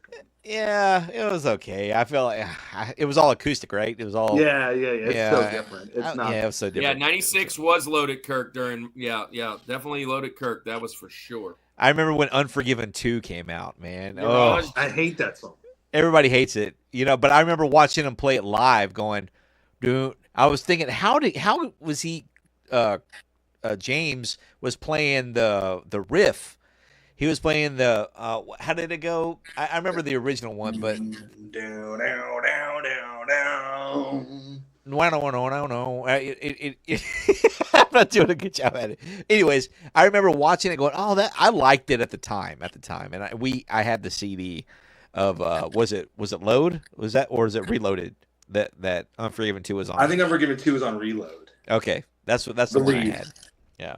But yeah, I forgot what was the pick? Was there a pick? One was one. One. Okay. Yeah. That's that's a good song. I like that song. I will say that. There you go. It's a great song. Good pick. All right, so we are now to the George, the number one, the numero uno, the head honcho, Sean. The number one guitar solo of all time from the 90s pop punk bands. No, what you got? Blink-182. No. Yeah. No. All right, what you got? So are we doing some stuff after this too? As far We're as going to do honorable mentions that didn't quite make the list, but this is going to be the number one, the best one. Okay, this is going to be my number one because when you go back and dissect this solo, it is so well structured, and it has everything. It has everything. I mean, there's two. I was really struggling with my number one here, but I'm just going to go ahead and do this one because most people will probably know this one, and I love this solo. I'm going with My Sharona by the Knack. Guitar solo. Nice. If you go back and listen, no, just I'm trying to think of the guitar part. well, that's the riff, right? That's the riff. I'm trying to get there. And then the solo. I'm trying to hear it.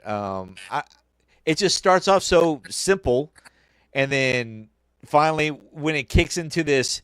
It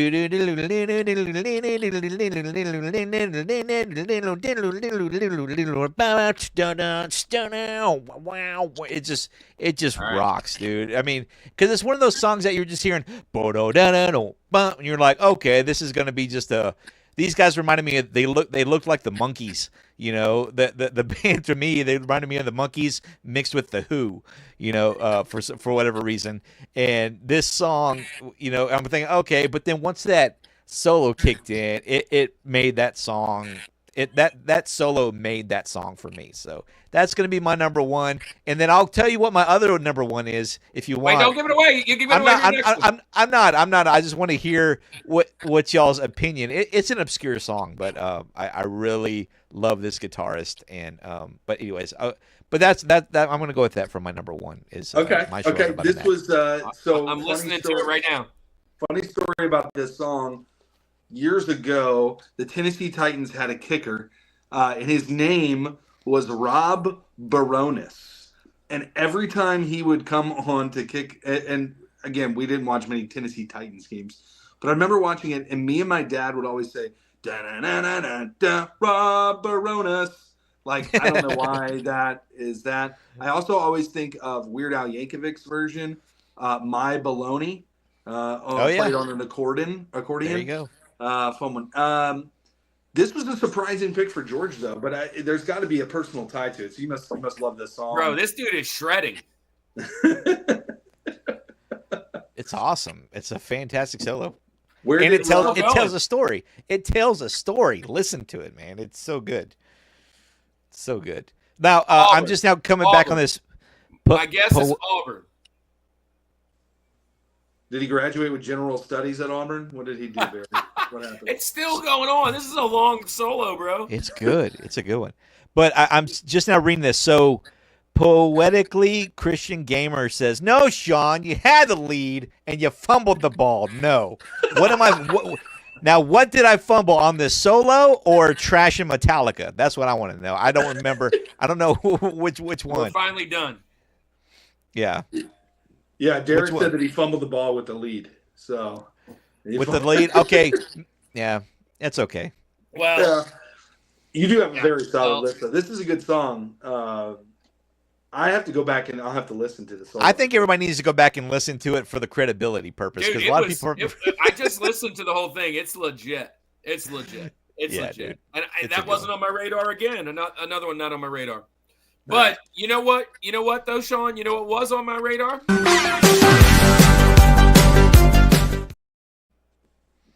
Don't tell me No Doubt. Killing It in the Name of. Oh, okay. It's definitely 100%, hands down, my George. I told Andy my whole list could be Rage Against the Machine because of Tom Morello. He is an artist when it comes to music, when it comes to the guitar, and he makes it talk, man. He hasn't made there hasn't been a guy making a guitar talk since Frampton. This guy just absolutely does the weirdest off the wall things, and Andy knew I was going to pick this. Probably didn't know I was going to go George. He was on my list, but yeah, Killing in the Name of. And I almost changed it when you picked it just so I'd say another one, just like I almost changed it for Eddie, and I kept it because it's by far his best, but he has a ton in the library. Rage Against the Machine, Killing in the Name of. It's going to be interesting to see how this voting goes with so many Crushmores from Kirk. You know, he's got half of our list. Well, I got two. I got two Crushes. My top two.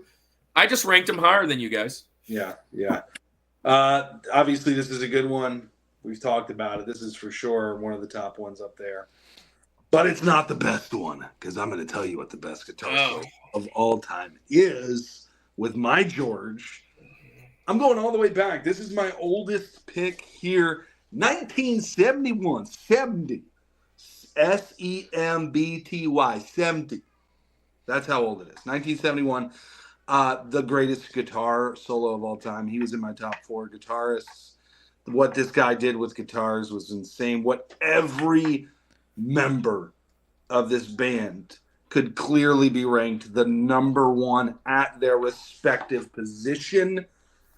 I mean, the bassist doesn't get a lot of love, but he is probably one of the greatest of all time too. The drummer sucks. The number 1, the drummer's the greatest drummer of all time. My number 1. I said it in my tagline right Denied. Denied. Stairway to Heaven, brother. This Jimmy Page is the greatest.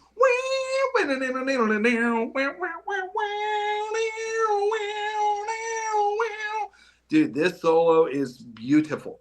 This song is perfection from the beginning. I actually jokingly said this today to my wife. This is another one we were listening to on the way. The beginning of this song makes me feel like I'm in the game Zelda, so this could have been a close connection to Link, but it is the number 1 solo of all time. It's crazy good. It fits perfect with the song, but at the same time as having the guitar solo, you get the classic triplets from John Bonham. Like, you've got his iconic sound all through it. You got Robert Plant just like belting it out. It is the perfect song. It's the perfect portion of a song for a solo. It is beautiful. It is like a painting, this song. I love Stairway to Heaven. I love Led Zeppelin. Led Zeppelin, you got to get the lead out. In fact, tomorrow, this isn't even a fun story, but tomorrow, everybody's out of my house tomorrow, so I'm cleaning the house, and I'm blaring Led Zeppelin all day tomorrow. It's going to be a blast. It's going to be a ton of fun. I may not get much cleaning done because I'm going to be trying to sing like Robert Plant. But anyway, this is the best solo of all time. And I don't care, Derek, that you say it's your least favorite Led Zeppelin song. I'm not even – listen, it is a fantastic song. There is amazing songs that they put out there, too, that are just crazy good. But when I'm thinking guitar solos, I'm going to Stairway for sure. And bonus points for the greatest – one of the best quotes in Wayne's World. No stairway denied. Right here, man. Yeah. Love it. And Wayne's World's going on behind you. There we go. Song's overrated. You can say it all you want. That's okay.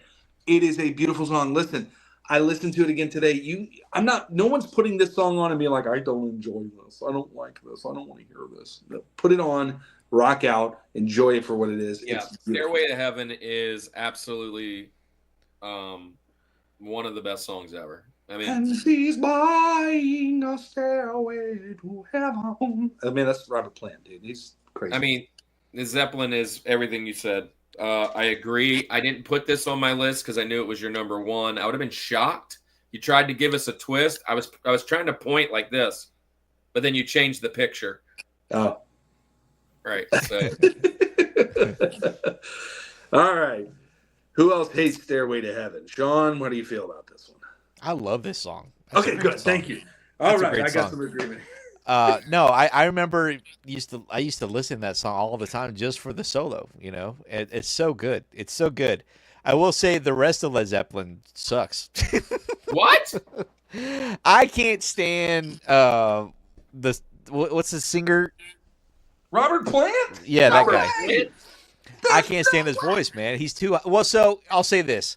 There is one song that really ruined Led Zeppelin for me, and I couldn't tell you what it is, but it has this super annoying breakdown, and Whole he lot just of love. starts I bet it's Whole Lot of Love. When he probably. starts moaning. Yes. Yeah. Oh, it's disturbing and disgusting, and I'm just like, come on, what is I wrong will say with I you? skip that song usually.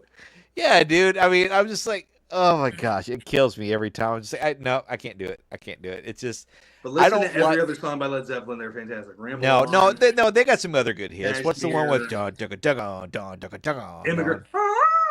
Yeah, that's a killer iconic melody right there, Oh, dude. No doubt. Yeah, they got some good they got some good Yeah, stuff. Keith's still hanging around to give you Cashmere. two words. Cashmere. Oh yeah. So good. That I remember. Do you remember when Cashmere was in the Godzilla Godzilla. soundtrack? Puff Daddy did it. Or P. Diddy. Who was it? At Diddle. the time. Speaking of diddle, we're about to diddle. Yeah, I remember when that came out, man. I was like, "Oh, that sounds cool." When they mixed it in Come with that, in man. now. Bring. Nice. Yeah, that's a cool pick, though, man. That's a great song. That's a really great song. Listen, Yeah. I need to, before we go to this, we can't say John Bonham sucks. There's no possible way you could say the rest of Led Zeppelin sucks. I meant Robert Plant. You meant Robert Plant. Okay, I don't agree with it, but I can at least give you a pass that you're not saying John Bonham sucks. He's the greatest drummer of all time. Yeah, something about the high pitched voice. Something about high pitched voices mess with my inner ear. Yeah. John Paul in Jones, harmony. though, for real, side note here, bassist John Paul Jones of that band, if you go listen to some isolated bass tracks from Led Zeppelin, be like, where's this guy been hiding this whole time? He should get a lot more love than what he does. The problem is he has Robert Plant, Jimmy Page, and John Bonham that he's playing with. You know I was what going mean? to say, where is he hiding behind? Funny Man, you're though, the acting bass like line Led during that part's Zeppelin's pretty the cool. Bee Gees. Yeah. Oh yeah, Bee Gees. Yeah. Oh, right. Well, anyway, the number one. Well, That's from That's a good one. That's a good one. Best high pitched voice ever, Perry I Farrell. hate that band. I hate Who? Jane's Addiction. Oh. My gosh. I can't stand Jane's Yeah, I don't mind a couple. I've only heard their hits. Oh, we just you know. lost Keith. Addiction. I saw a video where he tried to punch. All right, well, let's. What are you trying to punch somebody? Dave Navarro. Is that his name? Yeah. Where he tried to punch him on stage because I guess he was either playing the wrong riff or he was playing something wrong or he was playing over his singing or something and it annoyed him so much that he lost it. Yeah, so I don't know. Crazy. But that is one of the. I will say, Entourage is a fantastic series, and that intro is a Jane's Addiction tune, and that music. I don't even know what the song is. Oh yeah. Oh yeah. Or maybe it's Porno for Pyros. I don't know. You tell that's me. his other group. Yeah. I know that, but I don't know what the song is from Entourage. Is that Jane's Addiction or is that Porno for Pyros? This is what Google's for. Let's see what Google says. Is it the theme song? Yeah. Entourage theme song is. Where's it at? Superhero. Is that the name of the song? Jane's Addiction. Why is it not telling me who it's by? 2003 Superhero from the album Strays. Jane's Addiction. There you go. Jane's Addiction Superhero. Yeah, it's a good song. You got it right. Good job. All right. So, hey, look, we're going to move to our honorable mention. Speaking of Diddy, we got a little ditty for you guys right here. Let's move to our Benjamins.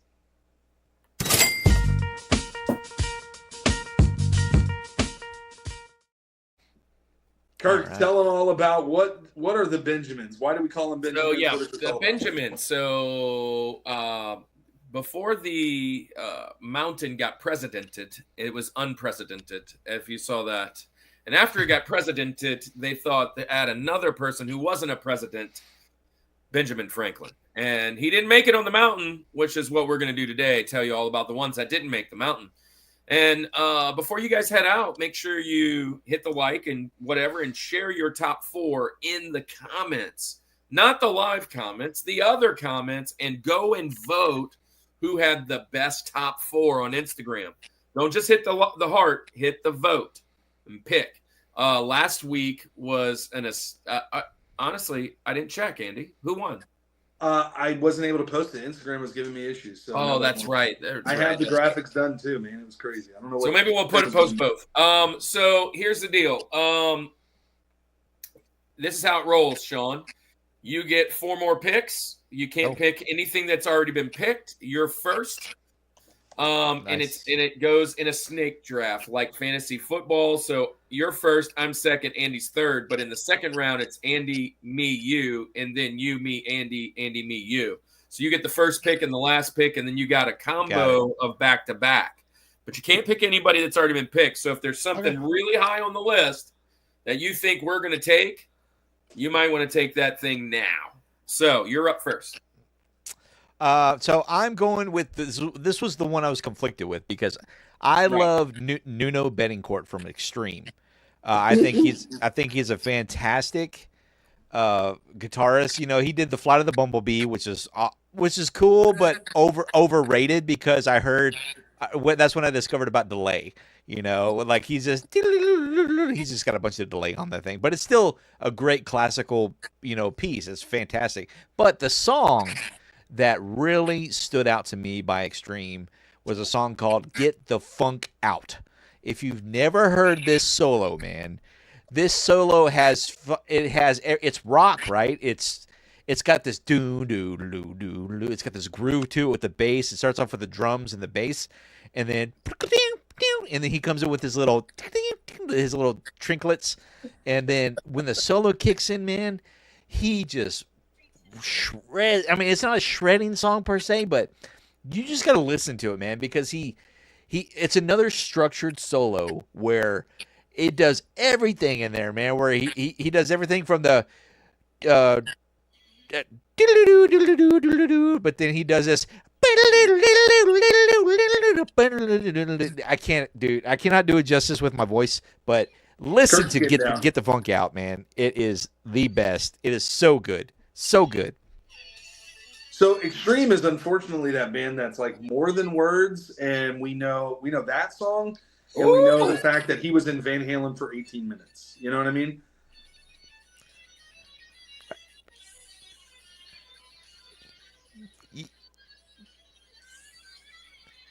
Dude, he's shredding.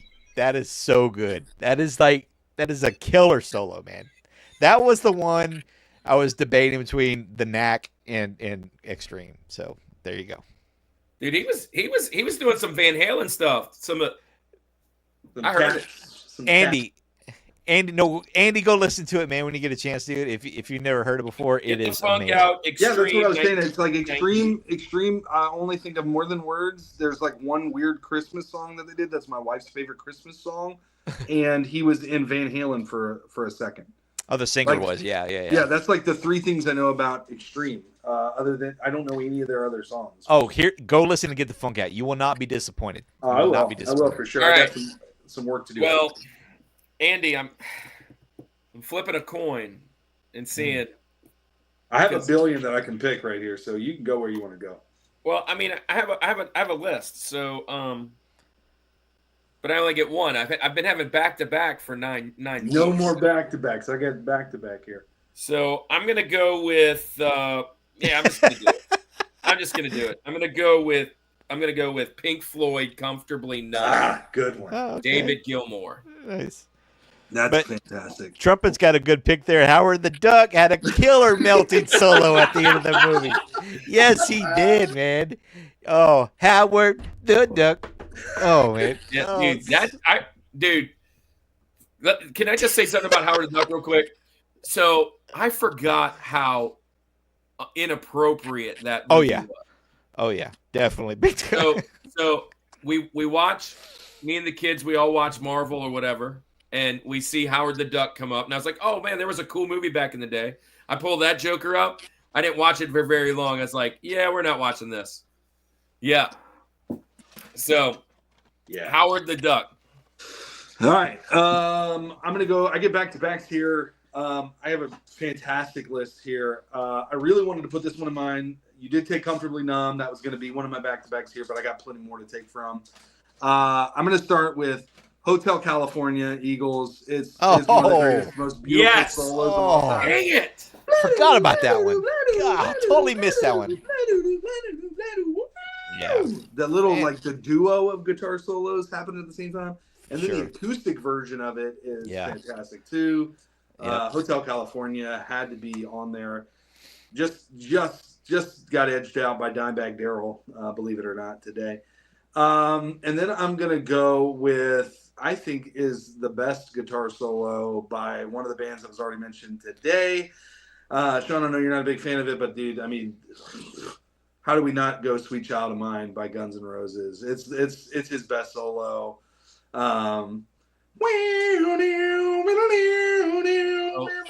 It was a coin flip for that one, dude. Those two are perfect. So amazing. I'm trying to boost my votes here because I think those two are widespread. These are just everybody loves this song. So anyway, all right. Well, this is my back to back. Didn't Slash say that's his worst song? He hates that song. So I don't know about maybe because. Well, I know the intro was supposed to be a joke. It was a joke, yeah. It was like a carnival riff or something that he wrote as like a warm up thing, and it wound up being part of the song. So, got it. Anyway, all right, Kirk, we're gonna come back to you for another pick. What you got? Yeah, I'm gonna go with. It's really hard not to go back to Eddie or Tom Morello or Slash and whatever. So I'm going to try and keep from doing that. I'm going to go with Brian May and Bohemian Rhapsody. Good one. Mm-hmm. It's a very short solo. This is my only problem with it. It's not the best part of that song. It's the bridge to the best part of that song. Well, the bridge, the best part of the song is after that. But I do love to. Yeah, I love that. It is good. It is good. Yeah, nothing wrong with it, but it's just, yeah. Anyway, all right, so Sean, we're coming back to you. You get 2 picks here. You get back-to-back picks. Okay, I will say Queen is awesome. Queen's fantastic. Brian May is underrated as a guitarist too. I will say that. You don't hear about him a lot. Okay, I got 2 pretty unique ones here for you, and one of them we haven't talked about. Is because we haven't talked about just like straight up solo guitarists, people that don't sing, that are just guitarists, right? We haven't talked about those yet. This song I remember from, I think it was some kind of like Memorex or some kind of commercial that I heard this song on. It was either for CDs or a Walkman. Like what were the Discman, like Walkman discs? Yeah, Discman. Yeah. I forget. I don't remember if that's what it was for. It was something along those lines. It was some kind of electronics commercial. I'm going with Joe Satriani's "Summer Song," baby. If you've never heard, yes, yeah, Joe Satriani's "Summer Song" has it. The melody is the guitar. Obviously, it goes. Wow, he's using that wah wah pedal. Wow, wow, wow, wow, wow, wow. That's all I'm gonna do. And it's just such a good hit, man. Good hit there. So "Summer Song." If you never heard it, go check out Joe Satriani. He's got some other great ones too. "Flying in a Blue Dream" and all that kind of stuff, you know. But that's one of them. And then this other band was put out in the wrong era. These guys belonged in the late 80s. And this is one of the most underrated bands, in my opinion. Fantastic musicians, fantastic singer. I'm going with The Darkness. I Believe in a Thing Called Love. Nice. Yeah. I Believe in a Thing Called Love has a fantastic solo in it. And that band, I love that album. What is it? Bringing Home... Whatever, Welcome Home. Yeah. But yeah, that's a fantastic album, The Darkness. Very weird music video, I will say that. Oh, it's totally British. They're British guys. And so they're in space, right? They're on a spaceship or something. Yeah. Yeah, dude. Oh yeah, dude. Ralph Macchio and Crossroads. That was a killer thing. And speaking of guitar soloists, that was actually Steve Vai. Steve Vai played the devil in that movie, if anybody didn't know. Yeah, Steve Vai. That was a fantastic movie. Nice. So there you go. I love that Darkness pick, though. The Darkness, great pick there. Thanks, man. Appreciate it. That's a good pick. All right, Kirk, back to you. I'm going with, gosh.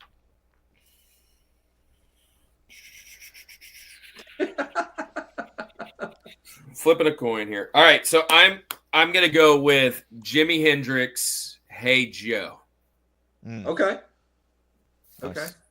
I would have picked. Hey Joe. I would have picked, and I also like Along the Watchtower too. But I would have picked the Star Spangled Banner, but it was already taken.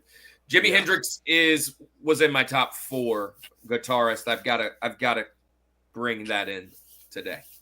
Yeah. All right. I'm going to go with my favorite Tom Morello solo. Actually, I'm going to bring it up here. I'm going, and it was mentioned earlier in the chat. Audio Slave, Like a Stone. Thank you. That solo is so dang good.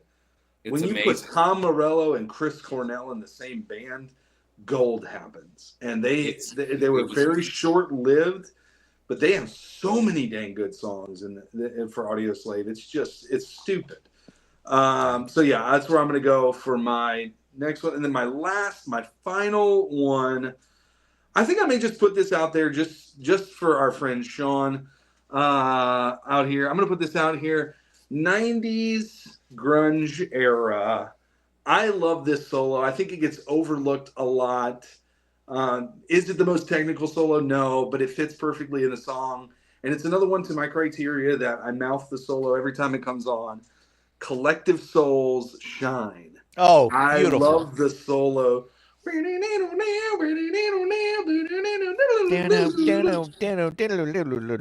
good dude, stuff. it's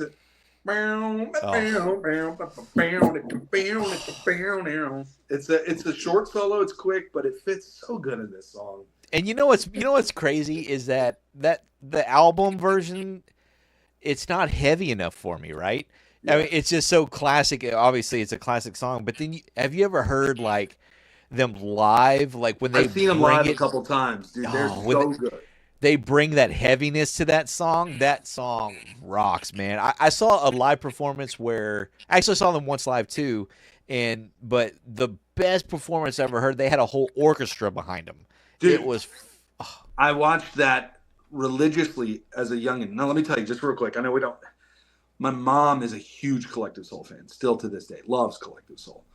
When I was in a band, we would have practice at my house because I was the drummer, so I wasn't bringing my drums everywhere, right? We had it at my house. We would play death metal in the back room, and my parents would blare Collective Soul to try to drown us out. And it was when that orchestra performance came out. They played with Atlanta Symphony because they're from Atlanta area, and they were. It's a great one, dude. I still listen to that album today. It's so good. But yeah, Shine in that one is so good. Really good. Have you heard Dolly Parton's cover of Shine?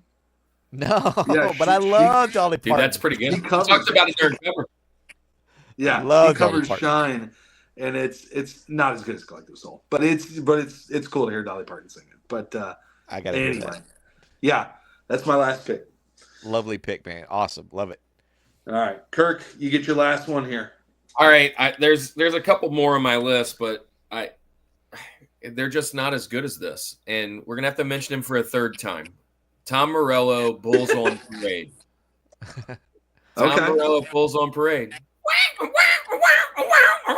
Dude, I can't even. That guy's just insane. Yeah, Bulls on Parade. Phenomenal. Good. Yeah, nice. All right, final pick, Mystery Relevant, the last guitar solo that we're going to mention tonight. Okay, I'm going 80s. And somebody mentioned it in the chat way early in the show, and I was like, oh, no, it's already been mentioned. But I'm going with Dire Straits' Sultan of Swing. Yes, that was the other pick. Yes! That's a good one. I mean, and the fact that he plays with just his fingers is phenomenal. Yeah. You know, I mean, to be able to play. Swing, dude, that whole song is just, God, it's like an anthem. Like, I just love listening to that, and I just go right into hanging out in front of a bar in 1985, bro. Like, to me, this song is it doesn't sound like it, but it gives me the same vibes as the No Doubt one, where it's just real chill. Like it's bling bling bling bling. Yeah, there's not much distortion. There's not much distortion it's so at chill. all. It's like jazz guitar. But when he starts his part and takes it, he takes you for a journey. Yeah, it's like I'm like cruising down like this road, like this winding road, listening to this song. It's a good song. man. Everybody is itching just to hear that part, because and even though we're all musicians, I still can't count the measures when it's about to hit. I never can count, like, okay, here it comes. No, it's not. No, here it comes. No, it's not there yet. And then when it finally kicks, you're like, oh yeah, there it is. Oh, such a good song, such a good solo. Yeah. Well, there we go, man. There's our Fox mountain. play. Hey, Fox, can't wait, man. This is a tough one. We've got boss battles next week. Fox is going to be on the show. Bring it, man. Bring it. So, Hey, this is so good. This is a good mountain here. I love what we did. this was a fun mountain. And there's so much more left, man. I have so many. This is what we're going to do. Just for Derek, real quick, if Derek is still in the chat, I was going to put Tornado of Souls by Megadeth out there. So I know he said he really wanted a Megadeth song mentioned. I'm mentioning it, but it's not even a Benjamin for me. So there it is. I wanted to do some Clapton, and there's a couple Eric Claptons that I had available. I thought about being crazy and putting a bass solo out there because we just did guitar. It's a bass guitar, but it's not as good as any of the ones that we mentioned. But Metallica's Anesthesia Pulling Teeth is a cool little bass solo song. Yeah, that's cool. All right, man. Well, Sean, thanks for coming on again. Love doing this. Love hanging out with you. 90s Country was the last time he was on. Guitar solos this time. Top Gun guitar solo. Trumpet, I love you being here. Hopefully you get to come and hang out again. I have a special link just I'd love you guys to hear. It's a Billy Strings doing a classic Methodist hymn called Am I Born to Die by John Wesley. It's incredible. Send it over, man. Send it over. Hey, so and also Kevin, man, if you ever want to be on the show, man, you're knowledgeable. I love watching what you do. You're always welcome. We're booking Nostalgia right now. Nostalgia, Andy's like thinking we should probably change the name, but essentially, it's anything from our childhood, but it can kind of encompass music, video games, movies, TV, food, whatever, just something from your childhood. We're booking that now, and then sports we'll be booking after that, and then food. And it's crazy to think that we're already booking in August, and we're still in, just the beginning of March. But, hey, Sean, tell everybody about Real Life Perspective. Anybody that's watching over at Real Life Perspective, hello. I know we're simulcasting. Come on over and visit sometime every Thursday at 8 Eastern, 7 Central. Come over and visit us if you'd like. Next week is another music. But, hey, tell everybody on our side, Sean, about your channel, what you got going on. Maybe they just joined in and it's like, who's this crazy guy with 3D glasses on his head? Well, I will say these give me my real life perspective, as in movie reel. I can't tell you how many times I get on these chats and everybody's like, "So, do you do a fishing channel or?" But if you want 90s and 80s and just fun times, man, there's just everything from trading cards to Comic-Cons. To all kinds of just random fun stuff.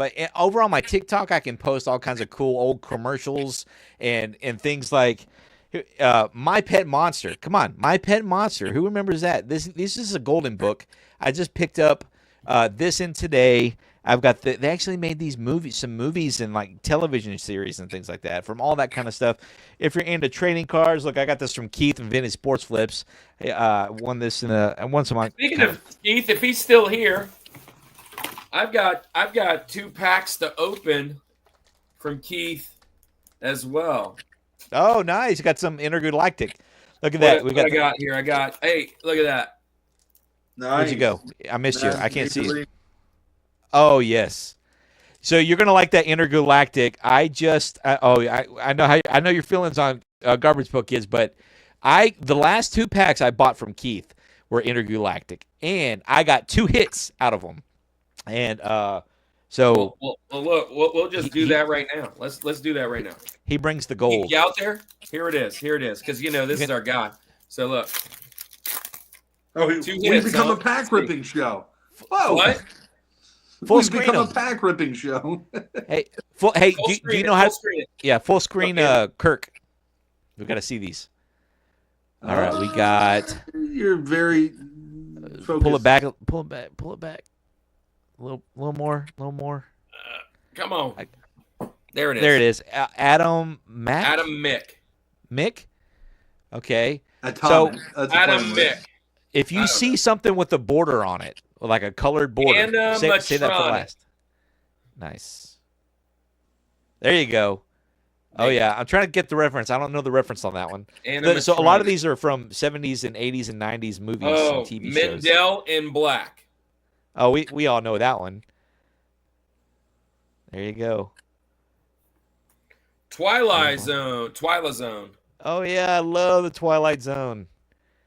Uh, That's the piggy one, right? The Pigmen. I remember that episode. They got a lot of good throwbacks. Lavender. This is hard to read with these. How do you do these? Yeah, take them off. Take them off. That's why I took them off. I just got to put them on. Lavender Lalaurie. I don't know what that says. It looks like, is that an alien of some kind? Yeah. It looks like a Cthulhu or whatever. There it From is. what? Oh, that's isn't that from Galaxy Quest? I don't know. Demolition. All right. I don't know. Yep. Uh-oh. Mad Maxine. Looks like a hit, maybe. Something. Oh, you got a border. Does it have a number on the back? Does it numbered on the back? And then another Look at the back. border. Look at the Pacific back of Rim. it. So I think the green ones are just colored base ones, but double check the back of them. It'll say in one of the corners if it's numbered something out of something. Oh, yeah. This Mad Maxine, 60 out of 99. Nice, dude. You got a hit on your pull, on your rip, dude. Way to go, man. Congratulations. This one is just regular Pacific Tim. That's All awesome. right, man. That's awesome. No, Keith. And Max. Then this other pack is 91 football. I'll do that another time. Hey, I got this from Keith while we're showing cards off just to show you guys for the Rushmore show. Dude, where's oh, look at this There's card. George Yeah, Clark. W for the win. W for the win. Mad Maxine. So look at this Look at card the- Cannon pulled. We opened on his show. Nice. Oh, that's awesome. That's perfect for your channel, man. It was a dinosaurs pack. Man, everybody is rolling out. They just said, "Peace, we're out 10." Yeah, we're down to 10. So hey, let's tell everybody good night. So hey, Sean, thanks for being here. We'd love to have you again. You want us over to do some, dude? You know what? I have to be honest, man. I really enjoyed playing those games with you guys those last couple times. You haven't done it in a minute, but Oh, Jackbox games. yeah, we were playing the Jackbox games. I had a good time, man. So I was telling Andy, I was like, man, we got to do some Jackbox too. But I that will was say this. fun. It was a good old time. Thanks, Bill. We'll do it again soon. I will say this. I'm going to do another game night. So I did Five Nights at Freddy last Friday. I've never played the game. And I got to tell you, I've never had more views on a live stream than playing that game. So I'm going to be doing, I'm trying to do a schedule where one Friday a month or one show a month, I'm going to do a real life game night. And then I'll have a guest on, and then I'll do an open mic where everybody's invited. I'll do a giveaway, and then something else. I don't know however many Fridays there are, but I want to try to get this thing rolling. Where and one Friday is a Hops and Hits with Keith, vintage sports flips. We've got Soda City flips / rips, and we got his buddy Andy where we get together and we rip packs together. That's once a month as well. Tomorrow night. I wouldn't say I'm a Christian channel. I am a Christian. I'm totally open to say it. I'm totally cool with it. I am a PG-13 at sometimes, because I do like to have some brewskis and things like that on my channel. But I am 100% Christian. I will say that. But like tomorrow night, for example, I have a Garbage Pail Kids sketch artist. He's going to come on, and he's gonna draw for us live a Garbage Pail Kid sketch live. Of you? No, I can't tell you. We've been talking about it. I will say I've had one on before, and he drew me Zebo the Clown from Are You Afraid Yeah, of I the saw Dark? Oh, that yeah. one. I remember that. Don't So you have it like, wasn't it in your backdrop for a while? Back on my side over here, it used to be the Nick Avenue cam. Now it's no longer that. It's I've changed it up so many different times. But yeah, he drew me that. But this is a different artist. Another artist is coming on. He has a different style and everything. So we're gonna be talking. I know you guys don't really dig on it, but we're gonna be doing our top 90s horror movies from 1990 to 1995 tomorrow. We did horror movies. Oh, did you? Oh, okay. I don't know why I thought it's like, I don't really dig on. See, I don't really dig on horror movies anymore since I had kids, but I did back in the 90s, in the 80s, that kind of stuff. So as long as it's not. I don't dig horror movies, but I definitely can appreciate them as long as they're not demonic or involving children. I just can't do. Yeah, one fair enough. Yeah, but anyways, man, awesome stuff, and I'll definitely be over there. Five Nights at Freddy's. We had two of the actors on our show a while back. I saw that one. I'll never forget that show because I was driving in the car with my family, and we were rolling over to Sonic to get some grub, and we were watching it, and I was like, because I hadn't let my son, my oldest, really wanted to watch the movie. I was like, no, it's not appropriate for your age, son, But I was like, hey, look, he's got the actors from the movie on there, because we watched the trailer and everything, and so he was so excited to be sitting there watching it with me, anyway, so yeah, I definitely watched that episode. Yeah, those guys were pretty awesome. At least we the short that we put out for that is the highest viewed thing we've ever done. Five Nights at Freddy's is just crazy. So thanks, Bryce. Yeah, Bryce, we love you guys. Kevin, I just got your Instagram. I'm going to check it out after the show. Hey, next week Fox is going to be on boss level themes, and then we're doing guitar duos. So if you like guitars, come on back. Hey, John Holder's showing up in the house. Yeah, he and I coached baseball with our kids last season. Well, so our first game is tomorrow. Oh, and nice. we're going to have a tough year this year compared to last year. We're going to struggle. I'm pretty sad about it. I don't know. But anyways, let's tell everybody good night. Next week is going to be awesome, and we're excited to see you guys. Go vote. Go drop your comments, and make sure you hit the like button before you head out. And we'll see you guys soon. We are less than 200 hours away from monetization. So if you're sitting around at work, throw that thing up in the background for us and help us out. Help our brothers out. Man, Andy, tell everybody good night. Hey, put my sunglasses on. Let's say good night like we always get. I can't because I'm blind. I would not be able to see. Hey, but I want to thank before we say goodnight. Yeah. I just want to thank you guys for having me on. I appreciate it. It's always good hanging out with you guys. Yeah, man. And we love you, man. Pretty much every week. Awesome to have you guys as friends. Yeah, we love it. We're gonna come check out your show tomorrow because I'm gonna enjoy seeing that. Wait, last minute, Andy, you going live tomorrow? I might, but I'm probably gonna be listening to Led Zeppelin all day. So who knows? All right. Maybe I'll go live listening to Led Zeppelin. We'll turn into a live cleaning channel. Anyway, it's time to say goodnight, and let's do it like we always do. This is the Rushmore Show, where it's all about your top four. And nothing more. Peace.